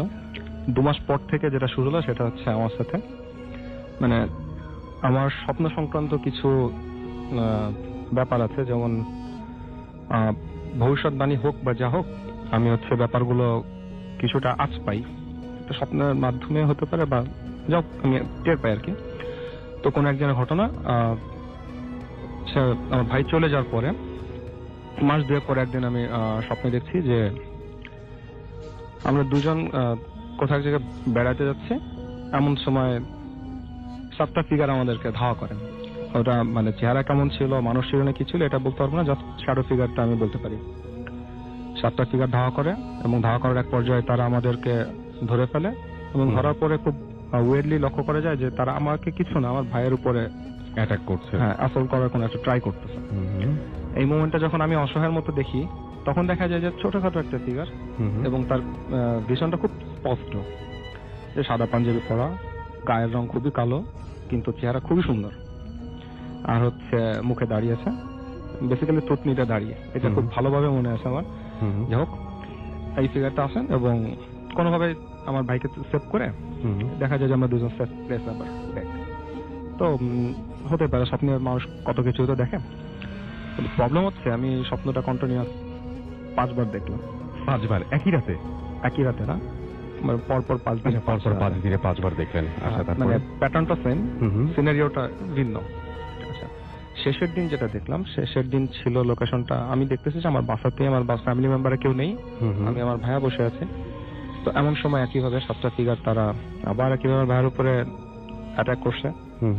ওই সময়টা ছিল সেই ছোটখাটো ফিগারটা আসছে এবং এই ফার্স্ট সে আমার সাথে মোটামুটি কোন একটা কথা মানুষ শুনতে পাই যে এরকম বলে যে চিন্তা করো না, প্রবলেম হবে না, আমি আছি, প্রবলেম হবে না।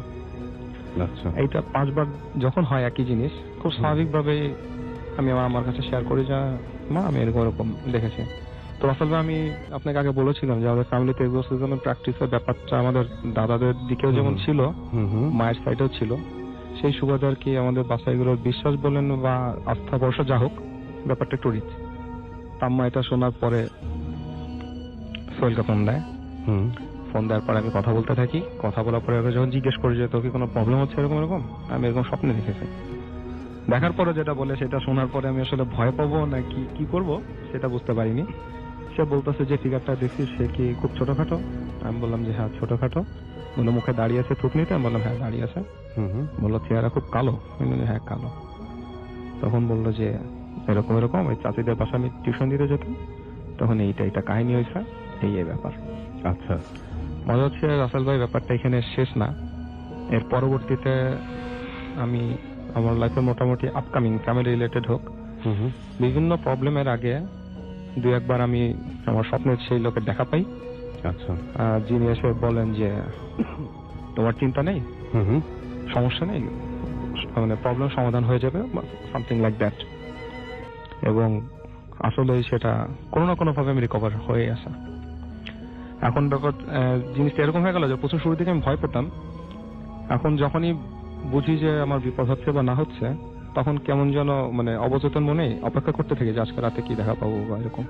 আচ্ছা, আপনার ভাইয়ের সাথে তারপর কি হলো সেই জিনিসটা? তারপরে আচ্ছা, ভাইয়ের সাথে যখন কথাবার্তা বলা হচ্ছে, আমার ভাইয়া তখন হচ্ছে ওই চাচির সাথে যখন কথা বলে তার ব্যাপারে খোঁজ খবর করার জন্য, তখন জানতে পারে তার একটা নাম যেটা আপনাকে অফারে বলা হয়েছিল তার নাম। এবং এটা কি আমার ভাইয়ের কাছে শুনলে মনে হয়? হ্যাঁ, আমি শুনি। হ্যাঁ, ওনার নাম যতটুকু আমি শুনেছিলাম, ওনার নাম হচ্ছে মুকিম খান। উনি মানে আউলিয়া গোছের একজন, মানে আল্লাহর ওলি একজন। তো মানে আমি যতটুকু ধারণা করেছিলাম যে মানে খবরটা আমি পেয়েছিলাম মানিকগঞ্জের একজনের কাছ থেকে। আমি খোঁজ খবর করেছি, ওনার মাজারটা আমি খুঁজে পাইনি আসলে। ওকে, আচ্ছা, আমি আবার আপনার কাছে ফিরে আসি। আপনি বলছিলেন যে আপনার স্বপ্ন নিয়ে অনেক প্রবলেম আছে এবং আপনার বাবার সাথে যে ঘটনাটা ঘটেছিল সেটা বুঝলে আসলে মানুষজন বুঝতে পারবেন যে কেন আমরা আপনাকে এটার সাথে বলছি লিঙ্ক আছে বা আপনার ব্যাপারটাকে এত গুরুত্ব দিচ্ছি কেন। আপনার বাবার সেই ঘটনা যদি আমাদের কিছু বলতেন। মানে যে সময়টার কাহিনীটা বললাম আমার ভাইয়ের সাথে হয়েছে, তার পরের বছরে আমার বাবা স্ট্রোক করেন। সেটা মাইল্ড স্ট্রোক ছিল না, ম্যাসিভ স্ট্রোকে ছিল। এবং তার রেজাল্টেন্ট হচ্ছে বাবার বাফার প্যারালাইজেশন। আচ্ছা, এই বাবা স্ট্রোক করার আগের রাতে এবং তখন তো ওনার বাঁচার কথা ছিল না একেবারে। না, সেটা আমরা শুনবো। ডক্টরদের যে রেজাল্ট ছিল সেটাতে বাবার ডেথ পয়েন্ট মানে খুব রিস্ক ছিল, যে ডাক্তার বলেছেন যে জীবিত আছেন, এটা মিরাকল। এবং বাবা স্ট্রোক করেন ঘুমের মধ্যে, যেটা খুব বেশি মাত্র রিস্কি। তো আগের রাতে আমি এরকম কয়েকদিন ধরে খুব মানে দুঃস্বপ্ন দেখতেছি, দুঃস্বপ্নের মতে। আগের রাতে হঠাৎ করে দেখলাম যে আমার বাসাতে হচ্ছে কেউ একজন মারা গেছে, তাকে গোসল করানো হচ্ছে, কবর খোঁড়া হচ্ছে আমাদের বাসাতেই, লাশ কবরে নামানো হচ্ছে। এই সিচুয়েশনে আমি যখন যাই তখন দেখি যে লাশটা হচ্ছে আমার বাবার। আচ্ছা, তখন কান্নাকাটি করতে করতে হঠাৎ করে হচ্ছে আমি বাবার ওই লাশের পা ধরে রাখি যে না, এটা কবরে দিতে দিব না।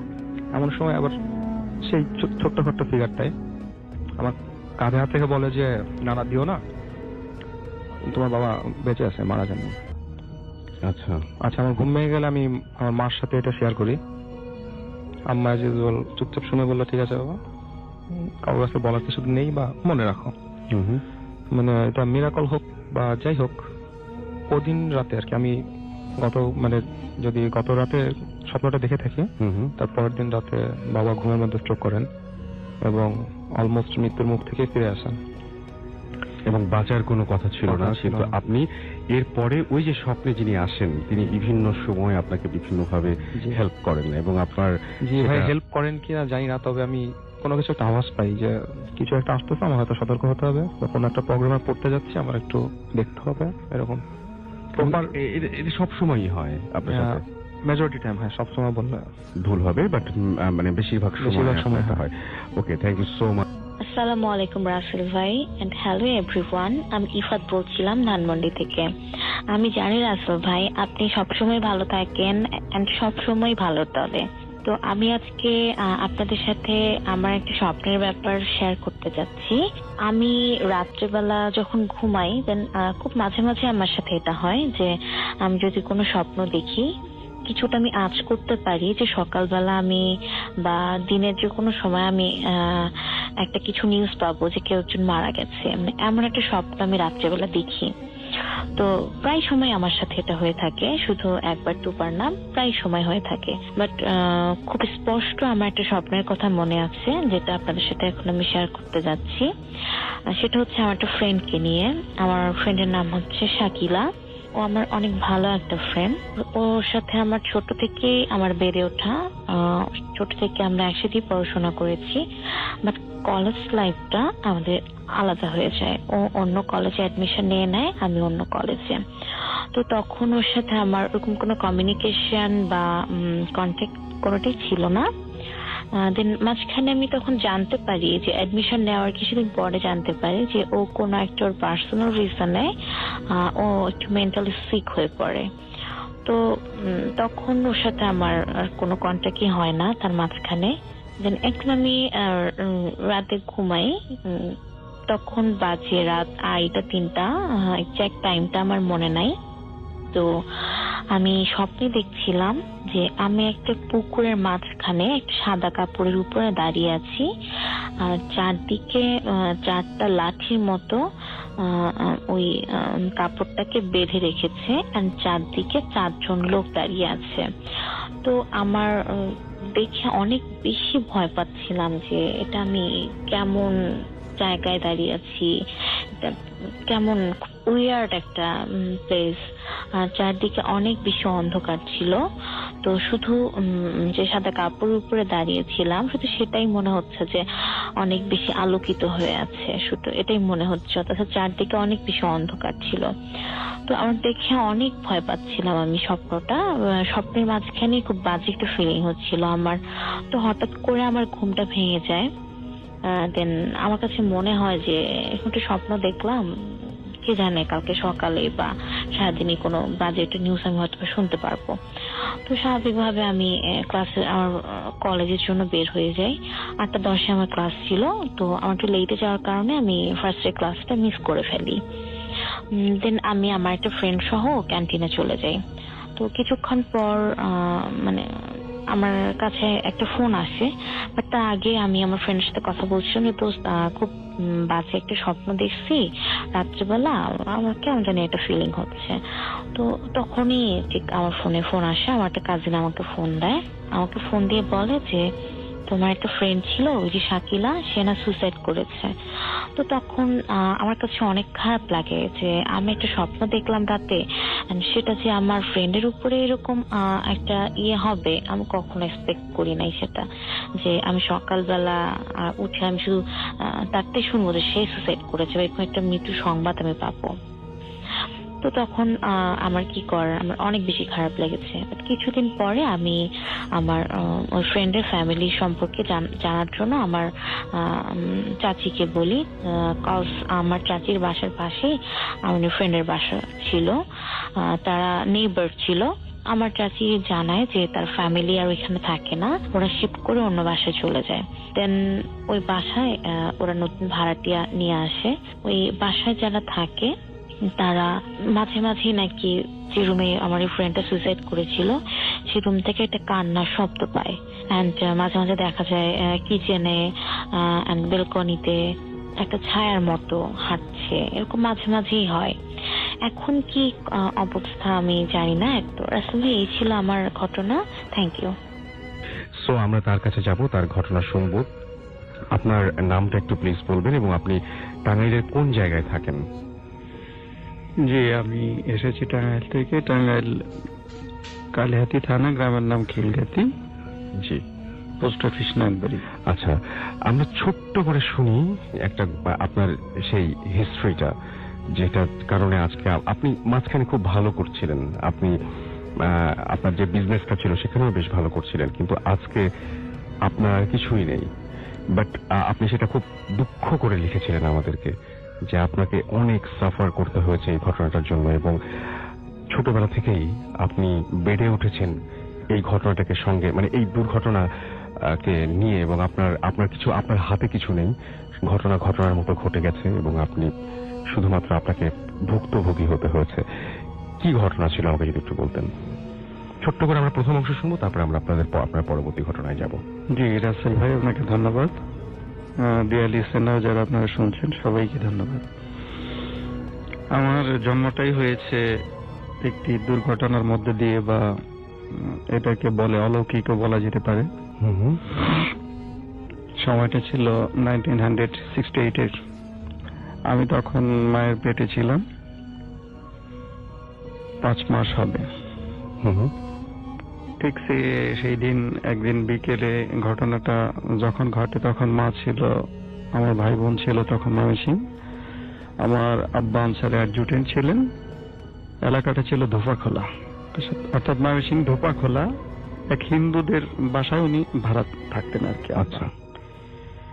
তো ওই সময় একদিন বিকেলে মা বসে আছেন, এক হিন্দু মহিলা আসলেন এবং এসে বললেন যে দিদি, আমার মাকে বললেন আর কি, যে দিদি আপনি কি কোনো কিছু করছেন বা কাজ করছেন বা কাটাকুটা করছেন? তখন আমার মা বলেন যে কাটাকুটা করলে কি হবে, কেন, কি হয়েছে? আমার মা অনেকটা ভয় পেয়ে যান।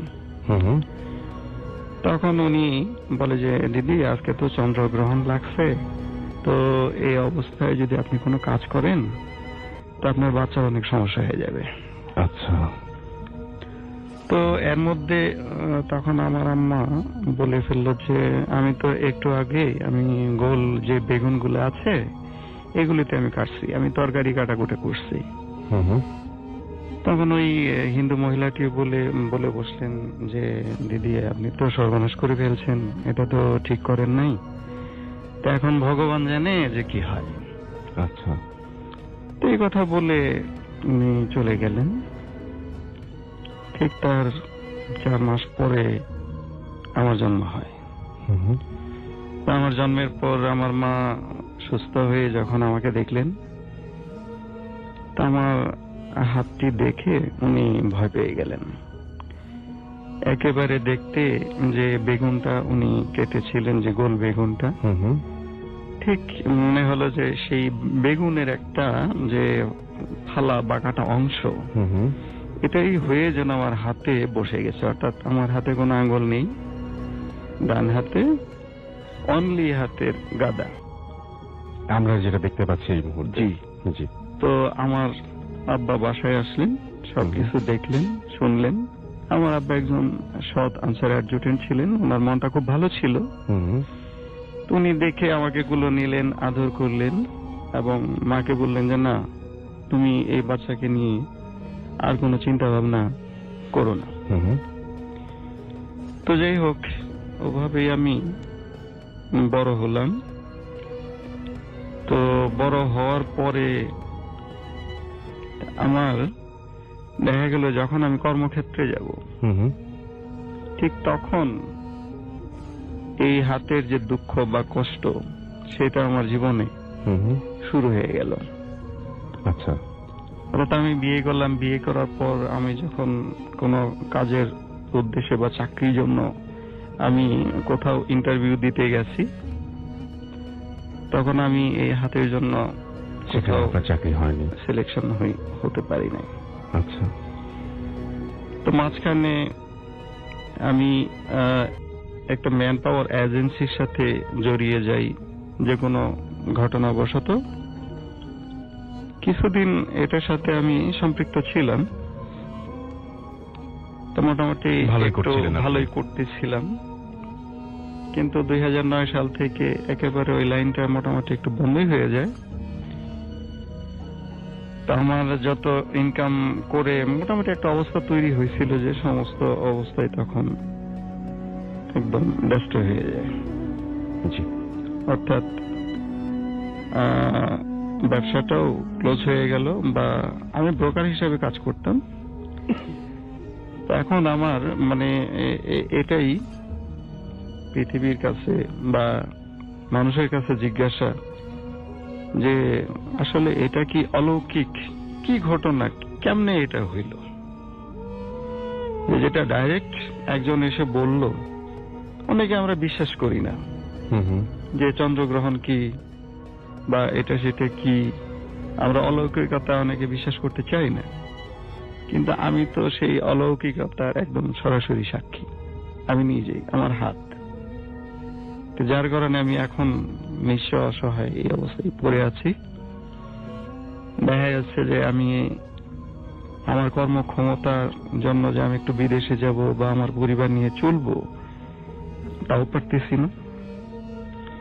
কোনো অবস্থায় আমি এই হাতের কারণে সেই জীবনকে সাইন করতে পারতেছি না।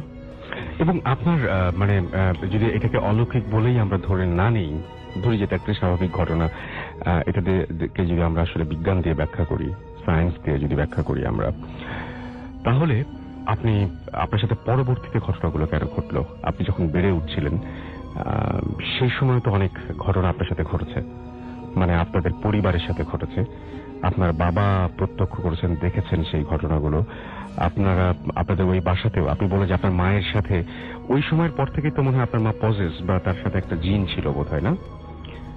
আমার মা জন্মগত ভাবেই পজেস ছিল, অর্থাৎ আমার নানির কাছে থেকে জিন সংক্রান্ত যে বিষয়টা, এটা সংক্রামিত হয় আর কি। আমরা ছোট সময় থেকে এরকম একটা পরিবেশে বড় হয়েছি। আমরা মোটামুটি আমার যখন 16 বছর বয়স এই পর্যন্ত এরকম একটা পরিবেশ আমরা দেখেছি। ওই সংক্রান্ত একটা ঘটনা আছে। যে ঘটনা আপনি বলছিলেন যে আপনি দেখতে দেখতেই বড় হয়েছেন, এই ঘটনার মধ্যে আপনি ছিলেন, কি দেখেছিলেন আপনারা আসলে ওই দিন? আমার প্রথম ঘটনাটা তো আমার জীবন সংক্রান্ত।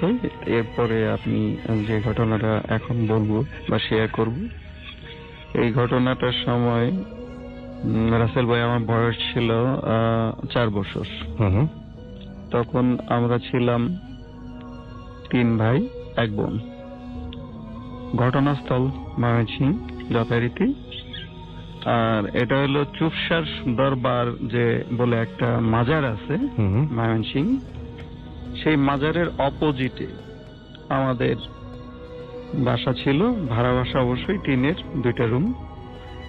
আমার আব্বা কাছাকাছি অফিস ছিল, আনসার অ্যাডজুটেন্ট ছিলেন উনি। তো একদিন ওই ঘটনাটা ঘটেছিল আপনার যেদিন, ওই দিন ঘুটঘুটে অন্ধকার ছিল রাত্রে। তা আগেই বলা হয়েছে যে আমার মায়ের সাথে জিনের আসর ছিল বা ভর করতো মাঝে মধ্যে। পরিবেশটা আমরা দেখতাম, মাঝে মধ্যে খুব ভয় পেতাম, খুবই ভয় পেতাম। হাতটা শূন্যের থেকে মাটির মধ্যে মা মাঝে মধ্যে ছুঁড়ে মারতেন, বা অসংলগ্ন কথাবার্তা মাঝে মধ্যে বলতেন, যেগুলি দেখে আমরা বাচ্চা মানুষ খুব ভয় পেয়ে যেতাম আর কি। ওকে।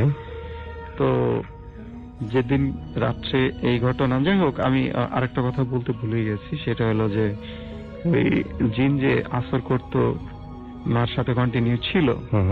তো এইটা ছাড়ানোর জন্য মাঝে মধ্যে আমার আব্বা ওই যে ফকির বা দরবেশ কিংবা কোনো হুজুর টুজুর ওনাদের নিয়ে আসতেন।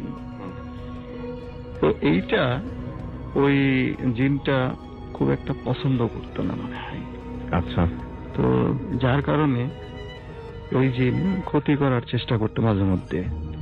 তো ওই দিন রাত্রে ক্ষতিটা একটু বেশি করে ফেলে।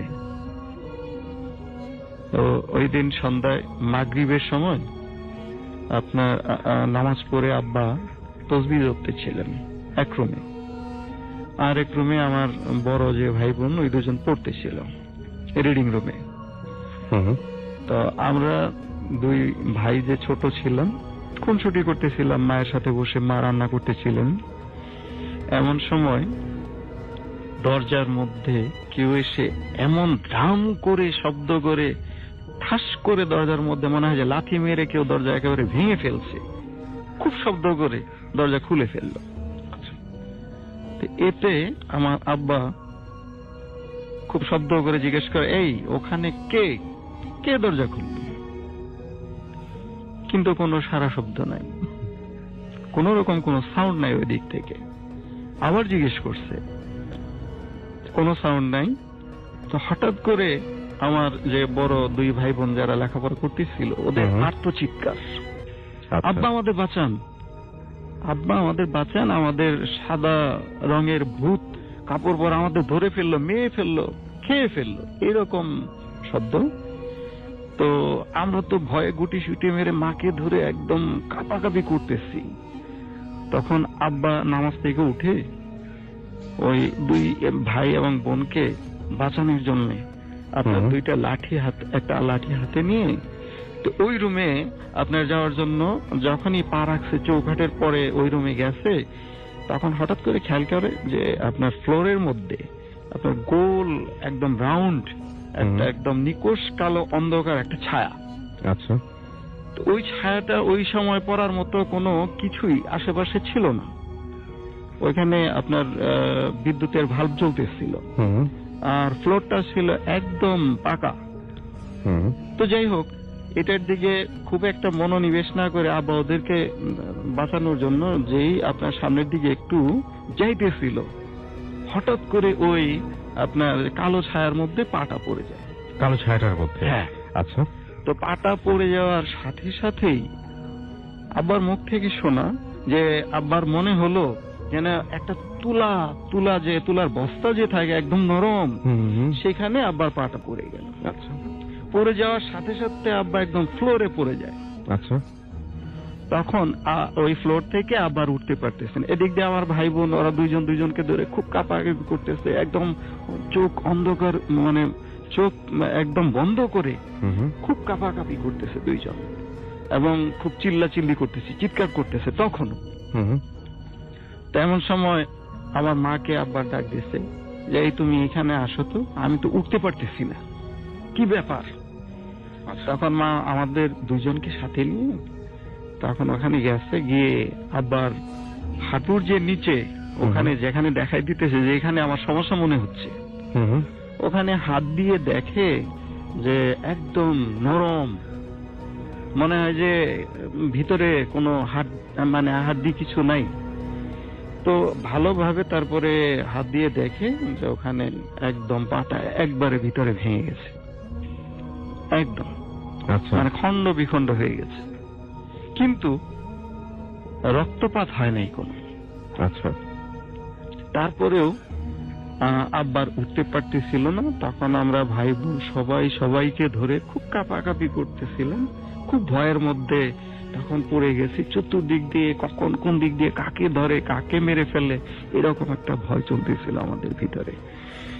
তখন এই অবস্থায় আমাদের অনেক সময় পার হয়ে যায়। পরে আমার মা দুর্দান্ত একটু সাহস করে পরে দরজা খুলে বাসার বাইরে বারান্দায় দাঁড়িয়ে আশেপাশে যারা প্রতিবেশী আছে ওনাদের সবাইকে খুব জোরে শব্দ করে ডাকে যে আপনারা আসেন, আমাদের যে অনেক বিপদ হয়ে গেছে। আচ্ছা।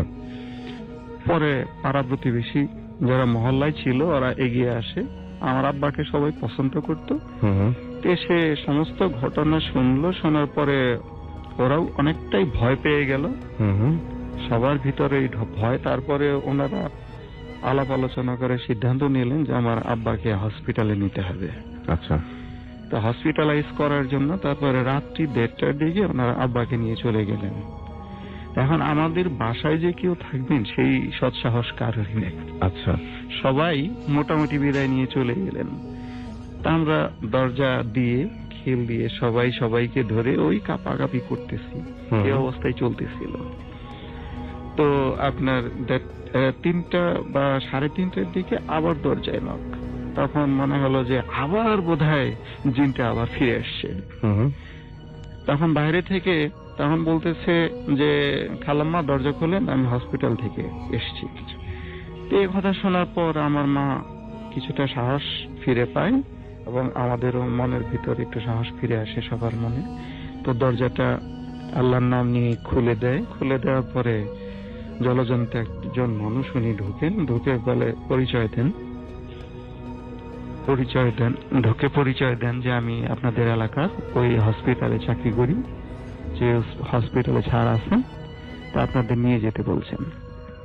তখন রান্নাঘরে আমার মা যায়, গিয়ে দেখে যে ভাত পুড়ে ছাই হয়ে গেছে, যাও একটু অল্প ছিল, সেই ভাত নিয়ে আব্বার ওখানে আমরা চলে গেলাম। তা আমরা চলে যাওয়ার পর আব্বার তো সে কি কান্না, সবাইকে জড়িয়ে ধরে, আর তার ধারণা ছিল যে আমি তো চলেই আসছি, জিন বোধহয় সবাইকে শেষ করে দিয়েছে। এর কিছুক্ষণ পরে পাশের মসজিদে আপনার ফজরের আজান পড়ে যায়। তো এইভাবেই আমাদের সেই দুঃখের রাত্রি শেষ হয়। আচ্ছা, তাহলে আপনি যে বলছেন এই যে আপনার জিনটার কথা, আপনার তো চোখের সামনে দেখেছেন, আপনার জন্ম থেকে আপনি বলছেন যে আপনার মার সাথে কোনো একটা ঘটনা ঘটেছিল যার জন্য আজকে আপনার এই অবস্থা। যারা বিশ্বাস করেন না যে না এরকম কিছু হতে পারে, খুব বেশি এগুলো খুব উদ্ভট লাগে, যখন কেউ বলেন যে না এরকম হওয়া সম্ভব না, তাদেরকে আপনি কি বলবেন আসলে? না, আমি বলতে চাই যে জিন সংক্রান্ত যে বিষয়, এটা অবিশ্বাস করার আমরা যারা মুসলিম মোটেও কোনো সুযোগ নেই। না, কিন্তু আপনি দেখেছেন এটা, জিন হয়তো বিশ্বাস করে, হ্যাঁ, কিন্তু কেউ দেখেছে, তখন জিনিসগুলো তাদের কাছে খুব আজব লাগে যে এরকম হয় নাকি। তখন কি মনে হয় আপনার? না, এরকম হয়, হচ্ছে, কন্টিনিউ, এখনো হচ্ছে। ওকে, অনেক ধন্যবাদ আপনাকে। আসসালামু আলাইকুম রাসেল ভাই, আমি শাকিল, এসেছি মতিঝিল থেকে। শাকিল, আপনি গত সপ্তাহেই বলেছিলেন যে আপনাদের বাসাটা হন্টেড, বাসার সামনে একটা গাছ আছে, যে গাছটা বেশ হন্টেড, এবং সেইখানে অদ্ভুত একটা ঘটনা কিছুদিন আগে আপনার সাথে ঘটেছে।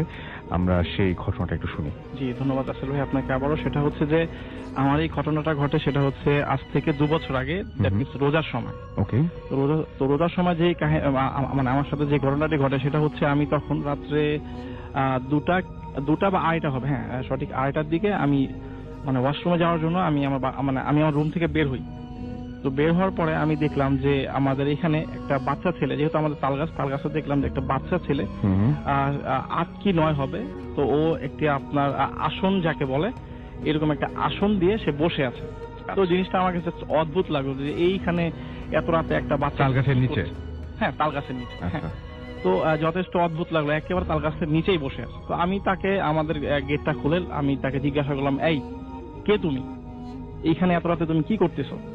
তো সে আমার কোনো কথার উত্তর দিচ্ছিল না, সে জাস্ট চুপ করে বসে আছে। তো বসে থাকার পরে আমি তাকে আবারও কোশ্চেন করলাম, এই কে তুমি, এখানে তুমি কেন আসছো, তুমি কোথায় থাকো? তখন সে বললো আমি এইখানেই থাকি। তো এই কথা শুনে আমি বেশ অদ্ভুত এবং খুব অবাক হলাম যে আমার জন্মটা এখানে, আমি এখানে ম্যাক্সিমাম বলতে গিয়ে আমি এখানে সবাইকে চিনি, এই ছেলেটাকে আমি এটা কখনো দেখিনি, এখানে কখনো দেখিনি। তো আমি তাকে বললাম তুমি এইখানে থাকো, তুমি এটা কেমন কথা? তো বললাম তুমি কিভাবে আসলে, যেহেতু আমাদের এখানে রাসেল ভাই খুব সিকিউরিটেড একটা এলাকা, তো এখানে আমাদের বেশ সিকিউরিটি দিয়ে রাখা হয়। তো এখানে মানে বহিরাগত প্রবেশ একেবারেই নিষেধ। তো সেখানে হচ্ছে যে আমার যতটুকু জানা মতে যে এখানে সে ঢুকতে পারবে না। তো আমি তাকে বললাম তুমি কিভাবে আসলা, তোমাকে কে আসতে দিছে? তো সে বলল আমাকে কেউ আসতে দেওয়া লাগে না, আমি সব জায়গায় যাইতে পারি। তখন আমি মানে বেশ অবাক হয়ে গেলাম, অবাক হয়ে আমি তাকে খুব মানে রেগে গেলাম তার প্রতি, যে আমি এতগুলো কোশ্চেন করছি, সে আমাকে জাস্ট 2-1টা অ্যান্সার দিতেছে, কথাও বলতেছে না ঠিক মতো। দেন আমি তাকে বললাম যে তুই দাঁড়া, আজ তোর খবর আছে, তোর আমি মাইরে ফেল, এরকম একটা কথা আমি ধরে বললাম। তখনও কিন্তু রাসেল ভাই আমার ভিতরে যে কোনো হরর মানে কোনো একটা হরর কিছু কাজ করতেছিল। আমি জাস্ট নর্মালি আমি জাস্ট চিন্তা করার পর সেই ছেলেটা, আমি যখন খুব মানে অ্যাংরি ফেস নিয়ে আমি যখন আগালাম, যে আমি যখন তাকে মানে অ্যাটাকিং একটা যে মানে আপনারা যেটা বলে সেটা আমি করতে গেলাম, তখন সে জাস্ট আমাদের তালগাছটা থেকে উঠে জাস্ট আপনার 5 কি 6 হাত হবে দূরে আপনার একটা বিল্ডিং এর সাইডে গেল। সাইডে যাওয়ার পর সে তার সমস্ত বডিটা বিল্ডিং এর সাইডে নিয়ে গেল, নিয়ে জাস্ট তার মাথাটা বের করে সে আমাকে বলতেছে যে যতটুক আগাইছিস আর সামনে আগাইস না। রাসেল ভাই আমি তখন তালগাছ থেকে জাস্ট 7 কি 8 বা 10 হাত দূরে হবে। তো তখন আমার মনে হলো কেউ আমাকে বলতেছে না কি, মানে তখন আমার সম্পূর্ণ সেন্স ফিরে আসলো, আমি কোথায় যাইতেছি এত রাতে। এখানে আমি আপনাদেরকে লাস্ট এপিসোডও বলছি যে আমাদের এখানে রাত 10টার পরে কেউ তেমন একটা আসে না। তো সেইখানে এই বাচ্চা ছেলে একটা, এটা তো মানে ইম্পসিবল, একেবারেই পসিবল না যে এত রাতে একটা বাচ্চা ছেলে রাত 2টার দিকে একটা তাল গাছের নিচে বসে থাকবে, এটা তো মানে পসিবল না, সম্ভব না সেটা। হ্যাঁ, তখন আমি মানে চিন্তা করলাম যে এ কি আসলে মানুষ অন্য কিছু। দেন আমি আসলে তখন মানে খুব ভয় বলতে কি রাসেল ভাই, আমার ঘাড়ের লোম যদি মানে যাকে বলে ঘাড়ের লোম পর্যন্ত দাঁড়ায় গেছে। তো আমি চিন্তা করলাম যে আমি যে ভয় পাইছি এটা তাকে বুঝতে দেওয়া যাবে না, কোনো মতেই বুঝতে দেওয়া যাবে না, তাহলে হয়তো আমার বিরাট বড় ক্ষতি হয়ে যেতে পারে। দেন আমি চিন্তা করলাম যে আমি আসলে খুব স্বাভাবিকভাবে তাকে বললাম যে আজ তোরে ছাইড়া দিলাম। এই একটা কথা বলে আমি সোজা বাসায় চলে আসলাম। চলে আসার পর আমি নর্মালি বাতি আর অফ করিনি, বাতি জ্বালিয়ে সেটাতে আমি ঘুমাইলাম, যেহেতু রোজার রাত। তো তারপর রাত 3টার দিকে আপনার খাবারের জন্য আপনার যেটাকে বলে আপনার সাইলেন্ট বা অ্যালার্ম মানে বাজা হলো। বাজার পর আমি যথারীতি আপনার সেহরি করলাম। সেহরি শেষ করে আমি আমার একটা ফ্রেন্ড আছে নাম হচ্ছে রাকিব। তো ও আমার বাসার সামনে আসলো, আমাকে ডাক দিল, কল দিল। তো আমি তখন ওর সাথে বেরোলাম। বেরোর পর ও দেখলো যে আমি মানে আমার চেহারাটা বেশ মানে ভয়ার্ত একটা চেহারা। হ্যাঁ, মানে একটা মানুষ বেশ ভয় পেলে যে একটা অবস্থা হয়, আমার চেহারা ঠিক সেই একটা অবস্থাতে আছে। তো আমাকে বললো যে দোস্ত তোর কি হয়েছে, তোর চেহারাটা এরকম লাগতেছে কেন? তো আমি ওরে বললাম যে দোস্ত যা হয়েছে হয়েছে, তুই চুপ থাক। আচ্ছা, তুই চুপ থাক, তো আমার সাথে চল। তো দেন ও আমার সাথে গেল। যাওয়ার পর হচ্ছে কি আমি আমাদের যেহেতু বললাম সিকিউরিটি আছে, তো আমি সিকিউরিটিকে তাকে জিজ্ঞাসা করলাম যে ভাই আমাদের এখানে রাত 10টা কি 12টার দিকে কোনো বাচ্চা ছেলে কি ঢুকছিল? তো সে বলছে না তো ভাই। আমি বললাম ভাই রাত্রে 12টা বা এই টাইমে কোনো বাচ্চা ছেলে ঢুকছে? সে বলছে না ভাই, আজকে রাত্রে 12টার পর কেউ ঢুকে নাই। আমি বললাম ভাই আপনি কি শিওর? সে বলছে হ্যাঁ আমি 100% শিওর কোনো বাচ্চা ছেলে ঢুকে নাই। দেন আমি তাকে আরেকটা কোশ্চেন করলাম যে তাহলে কি রাত্রে 2:30টার পরে ফজরের আগে এই সময় কোনো বাচ্চা ছেলে বের হয়েছে? তো সে আমাকে তখনও কনফার্ম করলো যে না ভাই এই টাইমে কোনো বাচ্চা ছেলে বের হয়নি। তো ভালো কথা। তো আমি ফজর নামাজ পড়লাম। নামাজ পড়ার আমি যেহেতু আগেই বলছিলাম যে আমাদের মসজিদের যে ইমাম সাহেব উনি যথেষ্ট পরহেজগার একজন মানুষ। তো ওনার বাসাটা আমার বাসার থেকে একেবারে বাসার কাছেই ছিল। তো ওনাকে আমি নামাজ পড়ে বললাম যে হুজুর এই ব্যাপার, আমাদের কিছু বড় ভাই ছিল, তো তারাও ছিল তো থাকার পর আমি বললাম হুজুর রাত্রে 2:30টার দিকে এই একটা প্রবলেম আমি ফেস করছি, এটা আসলে আমি বুঝতেছি না, আমি তো খুব মানে ভয়ে আছি। তখন উনি বললো এটা কি রাত 2:30টার দিকে? আমি বললাম হ্যাঁ ঠিক রাত 2:30টার দিকে। তো উনি আমাকে যেটা বললো যে হ্যাঁ রাত 2:30টার দিকে আমার এইখানে একটু বলতাম হুজুরের বাসাটা হচ্ছে রাসেল ভাই আপনার চারপাশে দেয়াল উপরে টিন। উনি বলতেছে যে রাত্রে ঠিক 2:30টার দিকে এরকম একটা সময় আমার টিনে কে জানি দৌড়াদৌড়ি করতেছিল। আমি স্পষ্ট বুঝতে পারছি।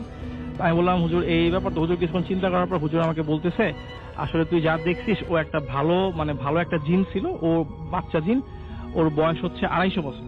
হ্যাঁ, তো ও তোকে কোনো ক্ষতি করে নাই, ভালো কথা। কিন্তু এখানে একটা মজার বিষয় হচ্ছে উনি আমাকে বলতেছে যে এরপর যদি কখনো তোর সাথে দেখা হয় তুই একটু ওনাকে মানে ওনার কাছে মাফ চেয়ে নিবি, যে দেখেন আপনি যে মানুষ না এটা তো আমি বুঝতে পারিনি, আমি তো আসলে আপনার সাথে নর্মাল মানুষ হিসাবে ভেবে আমি মানে এইভাবে রেগে গেছি যে এখানে আপনি হুট করে চলে আসছেন, কিভাবে আসলেন, এটা তো পসিবল না। তখন আমি আসলে হুজুরকে বললাম যে ঠিক আছে হুজুর ইনশাল্লাহ যদি আমার সাহস থাকে তখন মানে ওই সিচুয়েশনে বলার মতো তাহলে ঠিক আছে আমি বলবো। তো পরে আমি হুজুরকে কথা বলে চলে আসলাম। পরে এরপরে আলহামদুলিল্লাহ রাসেল ভাই আমি তখন ওনাকে দেখিও না, আর আমার ওনার সাথে কথা বলার কোনো দরকার হয় সমস্যা হয় না। এই ছিল রাসেল ভাই আমার স্টোরি। ধন্যবাদ আপনাকে ও রেডিও ফুর্তির সমস্ত লিসেনারদের। আসসালামু আলাইকুম। ওকে, থ্যাংক ইউ সো মাচ। আমরা আরেকটা ঘটনায় যাব এখন, তাই না? আমরা আরেকটা ঘটনায় চলে যাই আমাদের পরবর্তী অতিথির কাছে। আপনি একটু আপনার প্লিজ নামটা বলবেন, তারপর আপনার ঘটনায় যাব। আমরা কি SMS পড়তে SMS একটু পরে পড়ছি, আপনি আগে আপনার ঘটনাটা শুনুন। আসসালামু আলাইকুম ভাই, আমি জয়, আমি ধানমন্ডি 15 থেকে আসছি। আমি একটা প্রাইভেট ইউনিভার্সিটি UITH এ BBA করতেছি। ওকে, আমরা ঘটনায় চলে যাই। আপনি আপনি আপনি আপনি বেশ কয়েকটা ঘটনা বলেছেন এবং আপনাকে আমি একটা ঘটনা বলেছিলাম যেটা বলতে, বাকিগুলো তো বাদ দিয়ে দিয়েছি। তো যেটা ঘটনা বলতেছি সেটা হচ্ছে আমার মানে আমি যখন ফার্স্ট ঢাকায় আসি, আমি ঢাকায় আসি আজ থেকে 3 বছর আগে। তো সেই ফার্স্টে আমি যেহেতু ঢাকায় আমার ফ্যামিলি থাকে না, আমার ফ্যামিলি আমার গ্রামে থাকে, তো ঢাকায় এসে উঠলাম একটা ম্যাচটা ছিল ফার্ম গেটে। মানে একটা হোস্টেল রাসেল ভাই ছিল ফার্ম গেটে। খুবই ভয়ঙ্কর ঘটনা এবং আমি বলবো এরপরে আপনাদের সবাইকে একটু এটা জানালা রিলেটেড। সো এই ঘটনার পরে জানালা নিয়ে একটা কথা বলবো আপনাদের সবাইকে। হ্যাঁ, তো যেটা হচ্ছে আমি গ্রিন মার্কেট অপোজিট একটা বিল্ডিং এ থাকতাম, তো সেটা পুরাটাই মেস ছিল। তো ঢাকায় এসেছিলাম আমি আর আমার একটা ফ্রেন্ড মিরাজ। তো আমরা দুজন মিলে একটা রুম নিলাম, আমরা দুজন একসঙ্গে থাকবো। তো মোটামুটি মিরাজ আসলে একটু ঢাকায় থাকতে চাচ্ছিল না, কেন যেন ঢাকায় এসে পরই বললো যে আমি ঢাকায় থাকবো না, ওর ভালো লাগতো না, ভার্সিটি করতো না, যাইতো না। তো আমি একাই মোটামুটি থাকতাম, ম্যাক্সিমাম টাইমে বাসায় চলে যাইতো, মানে গ্রামের বাসায় চলে যাইতো। তো আমি একাই ঢাকায় থাকতাম। তো এট এ টাইম কি হলো, তখন থাকতে শুরু করলাম। তো আমার রুমে একটা মাত্র জানালা ছিল এবং আমাদের বিল্ডিংটা ছিল 7 তলা। ওকে, তো আমি থাকতাম 5 তলায়। 5 তলাতে আমার জানলা সোজাসুজি আরেকটা 5 তলা অ্যাপার্টমেন্ট ছিল, সেটা 5 তলায় ছিল। তো আমার জানলা থেকে ওই পাশে ছাদটা দেখা যেত। আচ্ছা। তো যেহেতু গরমের দিন রাত্রিবেলা জানলাটা অ্যাজ ইউজুয়ালি খোলা থাকতো এবং আমি মোটামুটি একটু ইন্টারনেটে একটু বেশি রাত্রি পর্যন্ত থাকি, এটা আমার অনেক পুরানো অভ্যাস। ওকে, দ্যাটস ওয়াই আমি রাতে 1টা 2টা 3টা পর্যন্ত জেগে থাকতাম। তো জেগে ঘুমোতে যাওয়ার আগে আমি একটু জানলাতে দাঁড়াইতাম বা ওইখানে একটু দাঁড়াই করতাম, মোবাইল ফোনে কথা বলতাম। তো আমি মাঝে মধ্যে একটা জিনিস খেয়াল করতাম যে ওই ছাদে রাত্রিবেলা কেউ একজন হাঁটছে। খেয়াল করতাম, প্রায় আমি 1 সপ্তাহ মতো আসলে জিনিসটা অবজার্ভ করছি যে ছাদে একজন কেউ হাঁটছে। তো আমার একদিন মনে হলো যে কোনো একটা মেয়ে ছাদে হাঁটাহাঁটি করতেছে। তো তাজুল আসলে একটু ফাজলামি করি, আমি একটা ছোট যে টর্চ গুলো আছে আর কি, অনেক আলো, তো আমি একটু ফাজলামি করে একটা গায়ে মারি। তো দেন তখন একটু বোঝা গেল যে একটা মেয়ে দাঁড়িয়ে আছে ওইখানে, মানে রাত্রে হাঁটাহাঁটি করতেছে। তাজুলের আসলে আমি আর লাইট বন্ধ করে দিই, মানে ওই লাইটটা মারার সঙ্গে সঙ্গে মেয়েটার দৃষ্টি আসে আমার দিকে, যেহেতু আমার ঘরে লাইট জ্বলছে, আমার ঘরে কিন্তু লাইট জ্বলছে, আমি মেয়েটার ফেসটা দেখতে পাচ্ছি না, বুঝতে পারছি ওটা একটা মেয়ে। তো মেয়েটা এসে ওই মানে ছাদে যে গ্রিল এসে আমার মুখোমুখি এসে দাঁড়ালো। আচ্ছা, আমি মেয়েটার দিকে তাকিয়ে থাকলাম, আমি মেয়েটার চেহারা দেখতে পাচ্ছি না, কিন্তু আমার ঘরে লাইট থাকে, মেয়েটা আমার চেহারা দেখতে পাচ্ছে, জাস্ট ফাজলামি। তো এরকম আসলে প্রায় 10-15 মিনিট ওই দিন শেষ হলো। দিন এরকম প্রায় 1 সপ্তাহ আমি রেগুলার মাঝে মধ্যে দেখতাম মেয়েটা দাঁড়ায় আছে, এবং তারপর থেকে আমি একটা জিনিস খেয়াল করতাম যে আমি যখন জানলার কাছে যাইতাম দেখতাম মেয়েটা আমার রুমের দিকে মুখ করেই দাঁড়িয়ে আছে, বোঝা যেত যে যেভাবে সেদিন ছিল সেভাবেই আছে। তো ভালো রাসেল ভাই, তো যেটা ঘটনাটা শুরু হলো তার থেকে প্রায় 1 সপ্তাহ বা 12 দিন পরে এরকম একটা ঘটনা, যে আমি একদিন রাত্রে শুয়ে আছি, তো হঠাৎ করে মনে হলো যে ভাইয়া মানে গরমকাল, আমি ফ্যান চালাইছি এবং আমার রুমে ছোট্ট একটা ডিম লাইট জ্বলতো। তো রাত্রেবেলা মনে হলো যে আমার রুমটা যেমন এসি যদি একদম হাইয়ে দেয়া থাকে, রুমটা যেভাবে বরফ শীতল হয়ে যাওয়া, ঠান্ডা হয়ে যায়, ঠান্ডা হয়ে যাবে রুমটা, সেরকম আমার জানলা খোলা, রুমটা একদম ঠান্ডা হয়ে গেছে। তো আমার উঠে দেখি আমার রুম পুরো অন্ধকার। কি ব্যাপার আমার রুম পুরো অন্ধকার? আমার তো স্পষ্ট মনে আছে, যেহেতু আমি প্রতিদিন ছোটবেলা থেকে অভ্যাস, আমি প্রতিদিনই ডিম লাইটে জ্বালায় শুই, আমার ডিম লাইটটা বন্ধ, ভাবলাম লাইট ফিউজ হয়ে গেছে, ফ্যানও চলতেছে না, কিন্তু ফ্যান চলতেছে না ভাই, ফ্যান অফ, আমি কনফার্ম ফ্যান জ্বালায় শুই, ফ্যান চালায় শুই। দ্যাটস ওয়াই আমি লাইট দিলাম, ফ্যান দিলাম। তো আমি জানলার ওইখানে গেলাম, জানলা ওখানে মানে আমি আর ভাই কিছু দেখলাম না ওই দিন। তো আমি কি করবো, যে যেহেতু রুমটা ঠান্ডা হয়ে গেছে, আমি রুমটা দিয়ে দিলাম, রুমটা দিয়ে একটু দরজাটা খুললাম, ওয়াশরুমটা একটু বাইরে ছিল আমার রুমের, তো ওয়াশরুমে ঘুরে এসে দেন আবার দরজা লাগে আমি শুয়ে পড়লাম। দেন ভাই এইভাবেই এরকম মাঝখানে কাকাতে যাওয়া শুরু করলো। তো দেন ভাই একদিন আমি রাত্রিবেলা ঘুমাইছি, তখন ভাই রাত্রি 2টা বাজে। তো ঘুমার থেকে উঠে আমি প্রায় তখন 3টার মতো বাজে ঘুমার থেকে উঠে। এখন ভাই যদি সত্যি কথা বলতে আমার রুমের ভিতর আমি থাকবো, আমার ফ্রেন্ডটা তো থাকে না, রুমে শুধু আমিই থাকি, যেহেতু রুমটা মোটামুটি গোছানো থাকে, আমার পিসি, আমার বই, আমার সবকিছু আমার নিজের হাতে গোছানো, অন্য কেউ রুমে আসে নাই, ওই যে আমি রুমে একলা। তো হঠাৎ দেখি যে আমার রুমটা ভাই পুরো অগোছালো, আমার সিপিইউটা কাট করে রাখা, সিকিউর যে লাইনের যে তার, আমার ডেস্কটপ কম্পিউটার তারগুলো সব এলোমেলো, আমার বইগুলো সব ছড়ানো ছিটানো ভাবে পড়ে রয়েছে। মানে মোটামুটি রুমে এসে যে একজন যদি মারামারি করলে যেভাবে সবকিছু হয়ে থাকে, আমার রুমের বিছনার চাদর এলোমেলো সবকিছু, আমি কিচ্ছু টের পাইনি। এভাবে যদি কেউ কিছু করে আমি তো টের পাবো সামান্য, যেহেতু রুমটা ছোট। তো আমি কি করবো, আমি কিছু বুঝতে পারলাম না আসলে কি ঘটনা, এটা কি হচ্ছে। তো দেন উঠলাম, উঠে সবকিছু দেখে আমি আবার ঘুষা টুসা রেখে মানে পানি ঠানি খেয়ে আমি আর মানে ওই জিনিসটা আমার মাথায় নেই, ওইভাবে কোনো কিছু প্যারানর্মাল আমার মাথায় নেই। তো আমি শুয়ে পড়ছি। তো ভাই মেইন যেদিন ঘটনা ঘটে, তো তার এটা হচ্ছে প্রায় 4-5 দিন পরের ঘটনা, যেটা মেইন হয়। আমি শুয়ে রয়েছি, সেই দিনও ভাই রাত্রি 3টা-3:30 বাজে। তো এর ভিতর থেকে আমার রুম অনেক ঠান্ডা, আমার রুম যথেষ্ট ঠান্ডা, এবং আমি কিন্তু জানলা দিয়ে রাখছি ভাইয়া, জানলা দিয়ে রাখছি, ফ্যান চালায় ঘুমাইতে আছে ইউজুয়ালি। আমি দেখতেছি যে আমার ডিম লাইটটা জ্বলতেছে, এবং আমার দেয়ালের অপোজিটে অনেক বড় একটা ছায়া, মানে একটা মানুষ যদি লাইটের সামনে এসে দাঁড়ায় তার যে পুরো ছায়াটা পড়বে, সেম সেরকম ছায়া। দেন আমারটা একটু নজরে যাইতে আমি সঙ্গে সঙ্গে যাই লাইটটা দিয়ে দিলাম, ডিম লাইটটা ছিল এমনি লাইটটা দিয়ে দিলাম, বাট ভাই স্টিল নাও সেখানে ছায়া। মানে আমার সেটা দেখে পরে মানে আমি বারবার অবজার্ভ, আমি কিন্তু ভাই তখনও কিন্তু ওই ভয় পাওয়ার মতো মেন্টালিটিতে যাই নাই যে এটা কি, বাট আমি জাস্ট মনে কিউরিয়াসিটি যে এখানে ছায়া কেন, এখানে কেন ছায়া থাকবে। দেন আমি কি করবো, বাট ছায়াটা ওইখানে, এবং ছায়াটা একটু মুভ করতেছে। তো ওকে ফাইন। তো এইটা দেখার পর আমার কেমন যেন একটু ভয় লাগলো। দেন আমি সঙ্গে সঙ্গে রুমের দরজাটা খুলে আমাদের যে ফ্লোর যে ম্যানেজার ছিল আর কি, মামা, ওই মামার কাছে গেলাম, যা দরজা নক করলাম। তো তখন মামা বললো কি হয়েছে, আমি বললাম, তখন রুমে আনলাম যে মামা এই অবস্থা। মামা এসে দেখে ওটা নাই। তখন মামা বলতেছে, না তুমি কি না কি দেখছো আবল তাবল, তুমি কি ড্রিঙ্কস করো? আমি বলছি মামাকে দেখে মনে আমি ড্রাঙ্ক, আমি ড্রাইকে বললাম। ওরা বলছে আচ্ছা ঠিক আছে তুমি আমার সঙ্গে এসে ঘুমো। তো আমি তো তার সঙ্গে ঘুমাইলাম। তো পরদিনও ভাই আমার রুমে ঘুমাইতে খুব ভয় লাগতেছিল ফ্রাঙ্কলি। তো আমি পাশের রুমের যে বড় ভাই ছিল তার সঙ্গে পরিচয় ছিল, তো তাদের কাছে যাই ঘুমাইলাম। তো এরকম 3 দিনের দিন, যেহেতু আমি রুমে একা থাকতে হবে, তো আমাদের যেই ফ্ল্যাটের যেই গেটে যে দারোয়ান থাকে, সেটা আমার ভালো ওর কাছে আমি তথ্যটা পাবো, যেহেতু মামা দিতে যাচ্ছে না। তোর কাছে গেলাম সকালবেলা, বললাম মামা কেমন আছো, হ্যান ত্যান। তো অনেক কথাবার্তা বললাম, কিন্তু মামা আমাকে কোনো ইনফরমেশন দিতে নারাজ। আমি ওনাকে সবকিছু বললাম এবং অনেক বিনয়ের সঙ্গে বললাম, বাট উনি আমাকে ঘটনা বলতে নারাজ। তো ওখানে চার দোকানে বসে একটু চা সিগারেট টিকেট খাওয়া, এগুলো বললাম। বলার পরে একটা কথা বলছে, মামা আমি গরিব মানুষ, আমার চাকরি খায় না। আমি বলছি মামা আমি কথা কোনো জায়গায় ফ্লাশ না, বাট তুমি আমাকে ঘটনা বলো। বলছে মামা আপনার পাশে যেই ফ্ল্যাটটা আছে আপনি এটা খেয়াল করছেন, আপনার জানলা থেকে কিন্তু ছাদটা দেখা যায়। আমি বলতেছি হ্যাঁ মামা আমি ব্যাপারটা খেয়াল করছি। তখন উনি বলতেছে যে ওইখানে ঠিক 5 তলায় একটা ফ্যামিলি, খুবই পর্দাশীল একটা ফ্যামিলি, খুবই ভালো ধার্মিক টাইপসের আর কি। তো ওই ফ্যামিলি থাকতো, ফ্যামিলির যে বড় 2টা মেয়ে ছিল, যে বড় মেয়ে তার সঙ্গে একটা ছেলের রিলেশন হয় আর কি। তো ফ্যামিলি থেকে সেই জিনিসটা মানতে পারে নাই, তাদের রিলেশনটা মানতে পারে নাই। তো মেয়ের বাবা নাকি অনেক বকাঝকা করছে হ্যান ত্যান। তো ওই 5 তলার থেকে মেয়েটা একদিন রাত্রে এরকম ঘটনা ঘটার পরে ছাদে এসে 5 তলার থেকে সে লাফ দিছিল, এবং লাফ দিয়ে বাসার 4 সাইডে ভাই যে গেট থাকে, গেটের উপরে যে মানে আপনার স্টিলের যেগুলো থাকে সেখানে তার বডিটা বেঁধে ছিল, তো ওই দিন রাত্রে কেউ দেখে নাই। পরদিন সকালে তো দারোয়ান দেখছে যে গেটে বেঁধে ছিল, এবং তারপর থেকে ভাইয়া এই সমস্যাটা শুরু হয়। তার থেকে 4-5 দিন থেকে ভাইয়া সমস্যাটা শুরু হয়।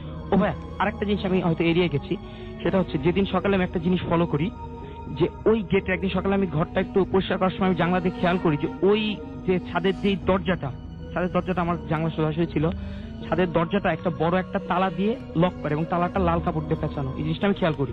তারপর জিনিসটা মাথায় খটকা লাগে, দেন তারপর তারকে জিজ্ঞাসা করি। তুমি এটা বলার পরে বললো যে তারপর থেকে স্টিল নাও ওই রুমে কেউ থাকতে পারে না। এই রুমে নাকি এর আগেও 2 থেকে 3 জন আসছিল, বাট তারা সবাই চলে গেছে। মানে এইরকম সমস্যা হয়, এবং একটা ছেলে নাকি খুবই ভয়াবহ রকম সমস্যা হয়েছিল। অনেক ধন্যবাদ আপনাকে আপনার ঘটনার জন্য। আমরা চলে যাচ্ছি আবারও দিনারের কাছে, তার কাছে আরো একটা ঘটনা শুনবো, এন্ড আশা করছি যে এটা আপনারা এনজয় করবেন। দিনার, আমি চলে যাই পরবর্তী ঘটনায়। জি রাসেল ভাই, ধন্যবাদ আপনাকে। রাসেল ভাই, আমি এখন যে ঘটনাটি শেয়ার করছি এটা পুরনো ঢাকার বংশালের একটি স্কুলকে নিয়ে। ওকে। তো ঘটনাটি শুনি আমি আমার ফ্রেন্ড রবিনের মুখ থেকে। তো তার এক ফ্রেন্ড ইমু, যার নাম, তার সাথে ঘটনাটি ঘটে। ওকে। তো ইমু আর তার এক ফ্রেন্ড হচ্ছে আজহার, তারা দুজনেই সেই স্কুল থেকে পড়াশোনা শেষ করে বের হয়। তো পড়াশোনা শেষ করার পর তারা সেই স্কুলেরই বাচ্চাদের ক্লাস নিতেন। তো কোনো একদিন আপনার ফ্রাইডেতে সেই স্কুলে একটা প্রোগ্রাম ছিল, তারা যাদের ক্লাস নিতেন তাদের। তো বৃহস্পতিবার দিন সময়, তো বিকেলের দিক দিয়ে ইমু আর আজহার নামে 2 জন আর ওই ক্লাসে কিছু বাচ্চারা মিলে ওই ক্লাসরুমটাকে সাজাচ্ছিলেন। তো ক্লাসরুমটা ছিল স্কুলের মূল ভবনের 2য় তলায়। আচ্ছা। তো তখন স্কুলের গেটটা বাইরে দিয়ে লাগানো ছিল, শুধুমাত্র তারাই ছিল, আর কেউ ছিল না স্কুলে।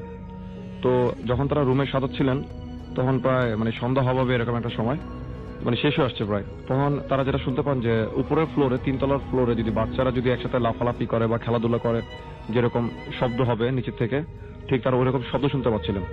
তো তারা যেটা চিন্তা করলেন যে তাদের ক্লাসেরই কোনো বাচ্চা হবে যে মানে উপরে গিয়ে দুষ্টমি করতেছে, যেহেতু বাচ্চাদের রেসপন্সিবিলিটি তাদের উপর ছিল। তো ইমু যিনি, উনি যেটা করেন যে উনি ওনার ফ্রেন্ড আজহারকে বলেন যে তুই এক কাজ কর, বাচ্চাদের নিয়ে থাক, আমি গিয়ে দেখে আসি উপরে কি হচ্ছে, কারণ নাহলে দুজনে গেলে বাচ্চারা ভয় পেতে পারে। তো ইমু যেটা করেন যে উনি রুম থেকে বেরোন। তো রুম থেকে বেরোয় মানে ওই করিডোর দিয়ে উনি হাঁটতে হাঁটতে সিঁড়িটার কাছাকাছি যান। তো অন্যান্য রুমে যেহেতু কেউ ছিল না বলে অন্যান্য রুমগুলো অন্ধকারই ছিল। তো উনি সিঁড়িটার কাছাকাছি আসার পর যেটা দেখেন যে সিঁড়ি এখানে কোনো লাইট টাইট ছিল না। তো যেই উনি 3য় তলা থেকে 3য় তলার সিঁড়িতে উঠবেন তখন উনি দেখলেন যে পিছন দিক থেকে আজহার যে তার ফ্রেন্ডটা ছিল সে এসে তার হাতটা চেপে ধরে। আচ্ছা। তো চেপে ধরে বলতেছে যে কই যাস? তখন সে বলতেছে যে এরকম উপরে থেকে শব্দ পাইলাম, এই জন্য উপরে যেতেছি। পরে বলে যে ঠিক আছে। আজহার বলতেছে যে চল আমিও যাবো তোর সাথে। তখন ইমু বলে যে না, তুই এক কাজ কর, তুই রুমে থাক বাচ্চাদের সাথে, নাহলে বাচ্চারা ভয় পেতে পারে। তখন আজহার যেটা বলে যে না ঠিক আছে আমিও যাবো তোর সাথে, এটা বলে আজহার নিজে আগে উঠে যায় উপরে। তো ইমু যিনি ছিলেন তো উনিও তার পিছিয়ে পিছিয়ে ওই 3rd ফ্লোরে যান। তো 3rd ফ্লোরে গিয়ে ওনারা হাঁটতে থাকেন। তো কোনো বাচ্চা টাচ্চা কিছুই দেখতেছেন না তারা কিন্তু নিচের থেকে শব্দ পাচ্ছিলেন। তো হাঁটতে হাঁটতে একেবারে বিল্ডিং এর শেষ অংশের কাছাকাছি তারা চলে যান। সেখানে টয়লেট ছিল 3rd ফ্লোরের। তো ওই টয়লেটের পাশে যে ক্লাসরুমটা ছিল, তো এই ক্লাসরুমের শেষের জানলাটা যেটা থাই গ্লাসের জানলা দেওয়া ছিল, তো ওনারা 2 জন যেটা দেখেন যে একটা বাচ্চার মতো হাত, কারোর হাত ঠিক জানলা দিয়ে বাইরে থেকে বের করা। আচ্ছা। তো এটা দেখে ইমু যে ছিল সে একটু মানে সে বুঝতে পারে যে কোনো বাচ্চা এখানে ঢুকে দুষ্টামি করতেছে ক্লাসরুমের ভিতরে। ওকে। তো এটা দেখার পর ওনার সাথে তখন আজহার যে তার ফ্রেন্ডটা সেও কিন্তু ছিল। তো ইমু যেটা করে যে উনি রুমের দরজাটা ধাক্কা দিয়ে ভিতরে ঢুকে, তো উনি যেহেতু ক্লাস নিতেন উনি জানতেন যে লাইটের সুইচ গুলো কোথায় আছে। তো উনি ঢুকেই লাইটটা অন করেন রুমের। তো লাইট অন করার পর উনি যেটা দেখেন উনি খুব অবাক হয়ে যান যে রুমের মধ্যে উনি ছাড়া আর কেউই নেই। তো উনি কিন্তু স্পষ্ট রুমে ঢোকার আগে একটা বাচ্চার হাত দেখছেন উনি বাইরে থেকে, যে জানলা দিয়ে হাতটা বের করে রাখছে। হ্যাঁ। তো যদি কোনো বাচ্চা বের হয়ে যায় তাকে ক্রস করে বের হওয়ার কথা। তো এটা দেখে রাসেল ভাই উনি যতটুকু ভয় না পায় তার চেয়ে বেশি ভয় পায় উনি পিছিয়ে ঘুরে তাকে যেটা দেখে, উনি দেখে যে ওনার যে ফ্রেন্ডটা তার সাথে নিচের থেকে উপরে আসে আজহার, সে কিন্তু সেখানে নেই। আচ্ছা। তো সে বেশ ভয় পেয়ে যায়। সে মানে কিছু বুঝে ওঠার আগেই উনি যেটা করে যে দৌড় দিয়ে উনি 2nd ফ্লোরে চলে আসে আবার। তো সেই জায়গাটা কিন্তু খুবই অন্ধকার ছিল। তো উনি সেকেন্ড ফ্লোরে এসে দেখে যেটা যে তার ফ্রেন্ড আজহার উনি বাচ্চাদের সাথে রুমে কাজ করতেছিলেন। তখন উনি আজহারকে বললেন যে কি হলো, তুই মানে না বলে চলে আসলি কেন এভাবে? তখন তার ফ্রেন্ড যে আজহার সে যেটা রিপ্লাই দেয় যে আমি চলে আসলাম মানে আমি তো রুমেই ছিলাম, আমি তো রুমে বাচ্চাদের সাথে রুম গোছাচ্ছিলাম। তখন ইমু যে সে একটু বেশ ভয় পেয়ে যায়, তো সে আর ব্যাপারটা কারোর কাছে শেয়ার করে নাই। তো পরবর্তীতে ওনারা যেটা জানতে পারে যে তাদের হেডমাস্টারের মুখে যেটা শুনে যে তাদের হেডমাস্টার যিনি ছিলেন উনি রাসেল ভাই সেই স্কুলের মধ্যে কিছু জিন পড়াতেন। আচ্ছা। এবং এই জিনিসগুলো কিন্তু সেই স্কুলে এখনো অনেকে ফেস করে। আমি মানে মানে কারণবশত স্কুলটার নাম বলছি না, তো বংশালের দিকে যারা শুনতেছেন তারা সবাই হয়তো গেস করে ফেলার কথা এটা কোন স্কুলকে আমি মিন করছি। এই ছিল রাসেল ভাই আমার ঘটনা। ওকে, অনেক ধন্যবাদ আপনাকে সমস্যা ফেস করেন। আপনার নামটা একটু বলবেন আরেকবার?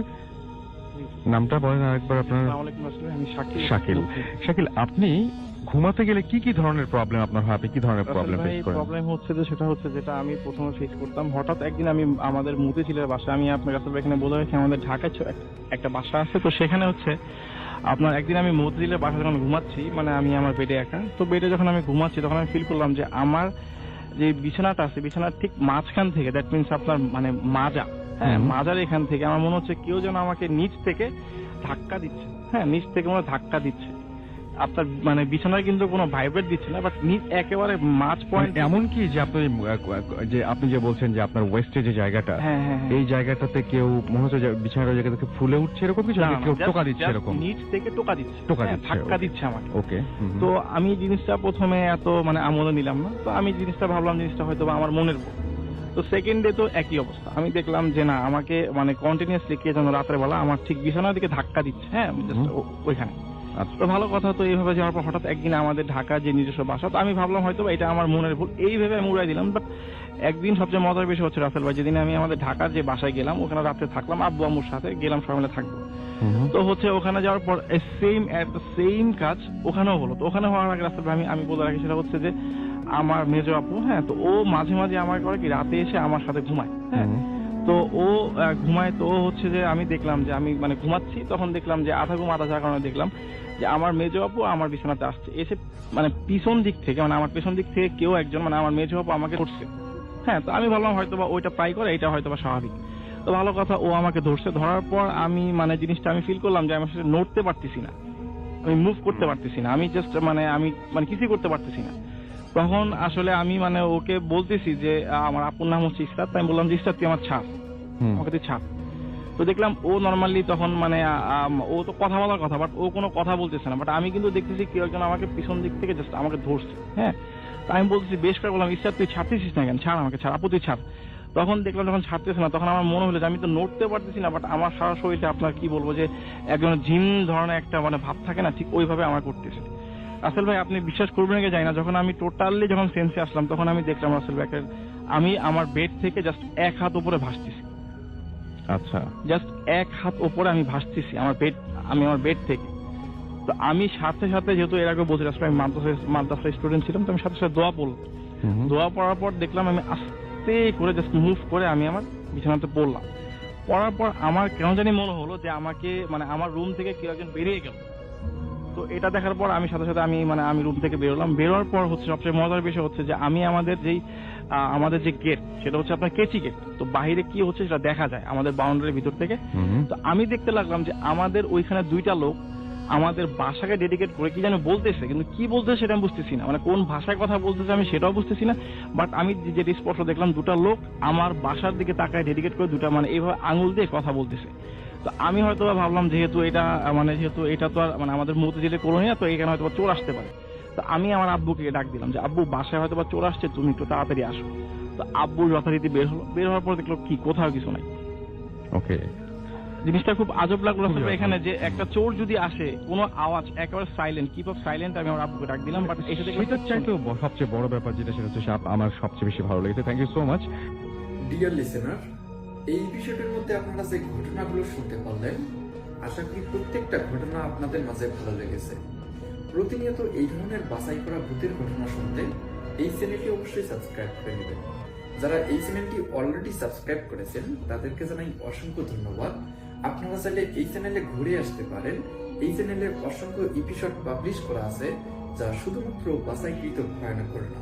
প্রিয় লিসেনার, আজকের জন্য এখানেই বিদায় নেব। আবারও আগামীকাল নতুন কিছু বাছাই করা ভয়ানক ঘটনা নিয়ে আপনাদের মাঝে চলে আসবো। সকলেই ভালো থাকবেন, সুস্থ থাকবেন। আল্লাহ হাফেজ।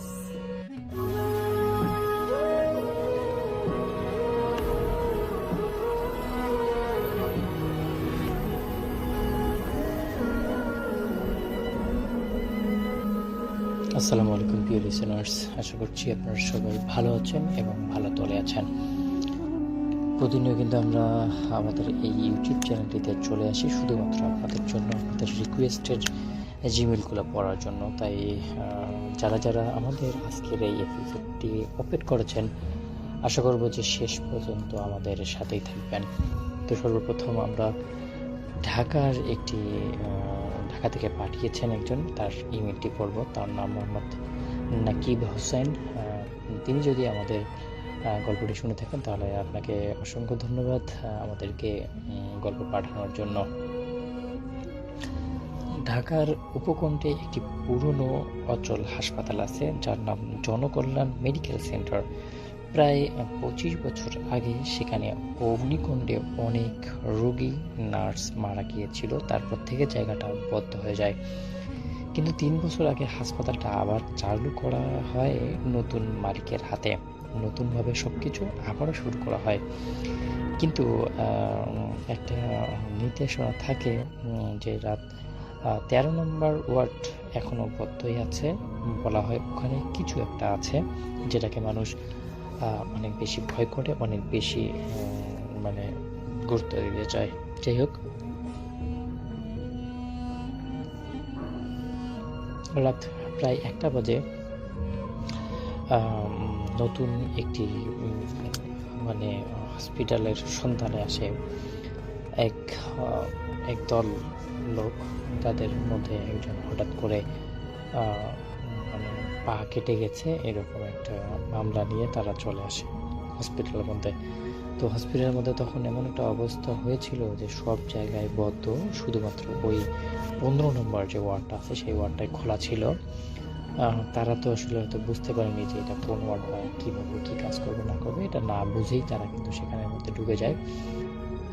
এবং পরবর্তী সময়ে তারা মানে এমন একটা ভাব মানে বুঝতে পারে যে তারা যে ওয়ার্ডটির মধ্যে ঢুকেছে সেখানে অদ্ভুত রকমের কিছু শব্দ আসে এবং ওখানে বলে যে আমি তোমাদের সাথে থাকতে চাই বা এরকম একটা টাইপের যখন কথা বলে তখন তারা আসলে ভয় পেয়ে যায়।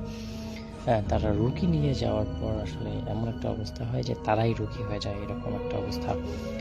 তো পরদিন সকালে তারা সেই যে মানে হসপিটাল আছে সেই হসপিটালের যিনি ম্যানেজিং ডিরেক্টর আছে তার সঙ্গে কথা বলেন এবং কথা বলার পর আসলে তারা বুঝতে পারে যে আসলে এখানে তাদের সঙ্গে গত রাতে কি যেটা হয়েছিল সেটা সত্যি একটা জিন ভূত প্রেতের আস্থানার মতো কাহিনী। তো এইরকম ছিল প্রথম গল্পটি, এবং দ্বিতীয় গল্পটি আমাদের কাছে পাঠাচ্ছেন একজন সাংবাদিক ভাই। হ্যাঁ, তিনি যেভাবে লিখছেন আমি ঠিক সেভাবেই বুঝছি। ট্রেন রাত 11:45। ঢাকার কমলাপুর স্টেশন একদমই ফাঁকা, মাত্র একটা ট্রেন, সুরমা এক্সপ্রেস, সিলেটের দিকে যাবে। রাতের শেষ ট্রেন। তরুণ সাংবাদিক মোহাম্মদ রাকিব অফিসের কাজ শেষ করে দেরি করে ফিরছিল। ভাবলো এই শেষ ট্রেনটাই বাড়ি যাবে। চুপচাপ বসে উঠল ট্রেনের একবারে শেষ কামরায়। ওই কামরায় আর কেউ নেই, শুধু সামনের দিকে একটা বৃদ্ধ বসে আছে ঠিক জানালার পাশেই। স্টেশন ছাড়তেই চারদিকে নিস্তব্ধতা, বাইরে কুয়াশা, ট্রেনের হুইসেল যেন ভিতরটা কাঁপিয়ে দেয়। রাকিব একটি ঘুমাতে চাইল, কিন্তু তখনই পাশের বৃদ্ধ হালকা কণ্ঠে বলল, এই কামরায় আর কেউ উঠে না, তুমি একা কেন এলে? রাকিব হেসে বলল, কেন, সমস্যা আছে নাকি? বৃদ্ধে মাথা নাড়ে আগে অনেক ছিল, এখন শুধু আমি থাকি। রাকিব ভাবে হয়তো পাগল কোনো বৃদ্ধ। চুপচাপ জানালার বাইরে তাকিয়ে কয়েক মিনিটের পর সে দেখে ট্রেনের বাইরে একটা দৃশ্য বরাবর আসছে। একই গাছ, একই দোকান, একই ল্যাম্পপোস্ট। মনে হচ্ছে ট্রেনটা ঘুরছে কিন্তু কোথাও পৌঁছাচ্ছে না। রাকিব হঠাৎ ফোন বের করে সময় দেখে 1:12, কিন্তু আশ্চর্য, ট্রেন ছাড়ার পর থেকে 1 ঘন্টা কেটে গেছে, তবুও স্টেশনে বা কোনো আলো দেখা যাচ্ছে না। সে বৃদ্ধ তাকায়, বৃদ্ধটা এখন জানালার দিকে তাকিয়ে বিড়বিড় করছে, সবই পুড়ে গেছে, ট্রেন থামেনি, আজও থামবে না। রাকিব ভয়ে পেয়ে চিৎকার করে উঠে বলল, গার্ড কেউ আছেন? কিন্তু দরজা বন্ধ, তালা দেওয়া, ভিতরে যেন বরফের মতো ঠান্ডা হাওয়া বইছে। রাকিব দরজার দিকে এগিয়েই দরজা ঠস করে খুলে গেল, আর বাহিরে দেখা গেল ঝুলন্ত ট্রেন, ধ্বংসাবশেষ, কালো ধোঁয়া, চিৎকার করা মানুষ, আগুনের লেলিহান শিখা। রাকিব নিস্তব্ধ হয়ে দেখে ট্রেনটা আসলেই চলছে না। ও দাঁড়িয়ে আছে 10 বছর আগে ঘটে যাওয়া একটা সুরমা এক্সপ্রেস ট্রেনের ধ্বংসস্তূপে। এখানে 70 জন যাত্রী পুড়ে মারা গিয়েছিল। আর তখন থেকেই পিছন থেকে সেই বৃদ্ধ কণ্ঠে বলে, আমরা সবাই সেই ট্রেনের যাত্রী, তুমি এখন আমাদের একজন। রাকিব ঘুরে তাকায়, দেখে কামরায় অগণিত জ্বলা মুখ, পোড়া হাত, আর সবাই হাসছে তার দিকে তাকিয়ে। রেলওয়ে পুলিশ খবর পায় লাইনের পাশে এক যুবকের মরদেহ পাওয়া গেছে। চারপাশে পুড়ে যাওয়া কাঠের গন্ধ, কিন্তু আগুনের কোনো চিহ্ন নেই। আর ট্রেনের রুট রেকর্ড দেখা যায় যে সুরমা এক্সপ্রেস গত রাতে চলেইনি, কারণ সেই ট্রেনের নাম 10 বছর আগেই মুছে গেছে। এমন একটা দুর্বিষহ অবস্থা ঘটেছিল সেখানে। তারপরেও আমরা অনেকেই অনেক রকমভাবে বিশ্বাস করি না। কিন্তু দর্শক, আমি আপনাদের কাছে রিকোয়েস্ট করবো, যারা আমাদের ভিডিওর আজকে শুনছেন, আমাদের এফএমটি শুনলেন, এটি কেমন লাগলো অবশ্যই কিন্তু আপনাদের মতামতগুলো আমাদেরকে জানাতে ভুলবেন না, কারণ আপনাদের মতামতগুলো নিয়ে আমরা এগিয়ে যেতে চাই অনেক দূরে, বহুক্ষণে। তাই আর সময় নষ্ট না করে প্রথম চলে যান আমাদের ভিডিও কমেন্ট বক্সে এবং আপনাদের একটি গুরুত্বপূর্ণ মন্তব্য লিখে যান কমেন্টে। তো দর্শক, শেষ করতে হচ্ছে আজকের এপিসোড। আবারও দেখা হবে, কথা হবে, গল্প হবে নতুন এপিসোডে। ততক্ষণ পর্যন্ত ভালো থাকবেন, সুস্থ থাকবেন, সবার সুস্বাস্থ্য মঙ্গল কামনা করে শেষ করছি। আল্লাহ হাফেজ।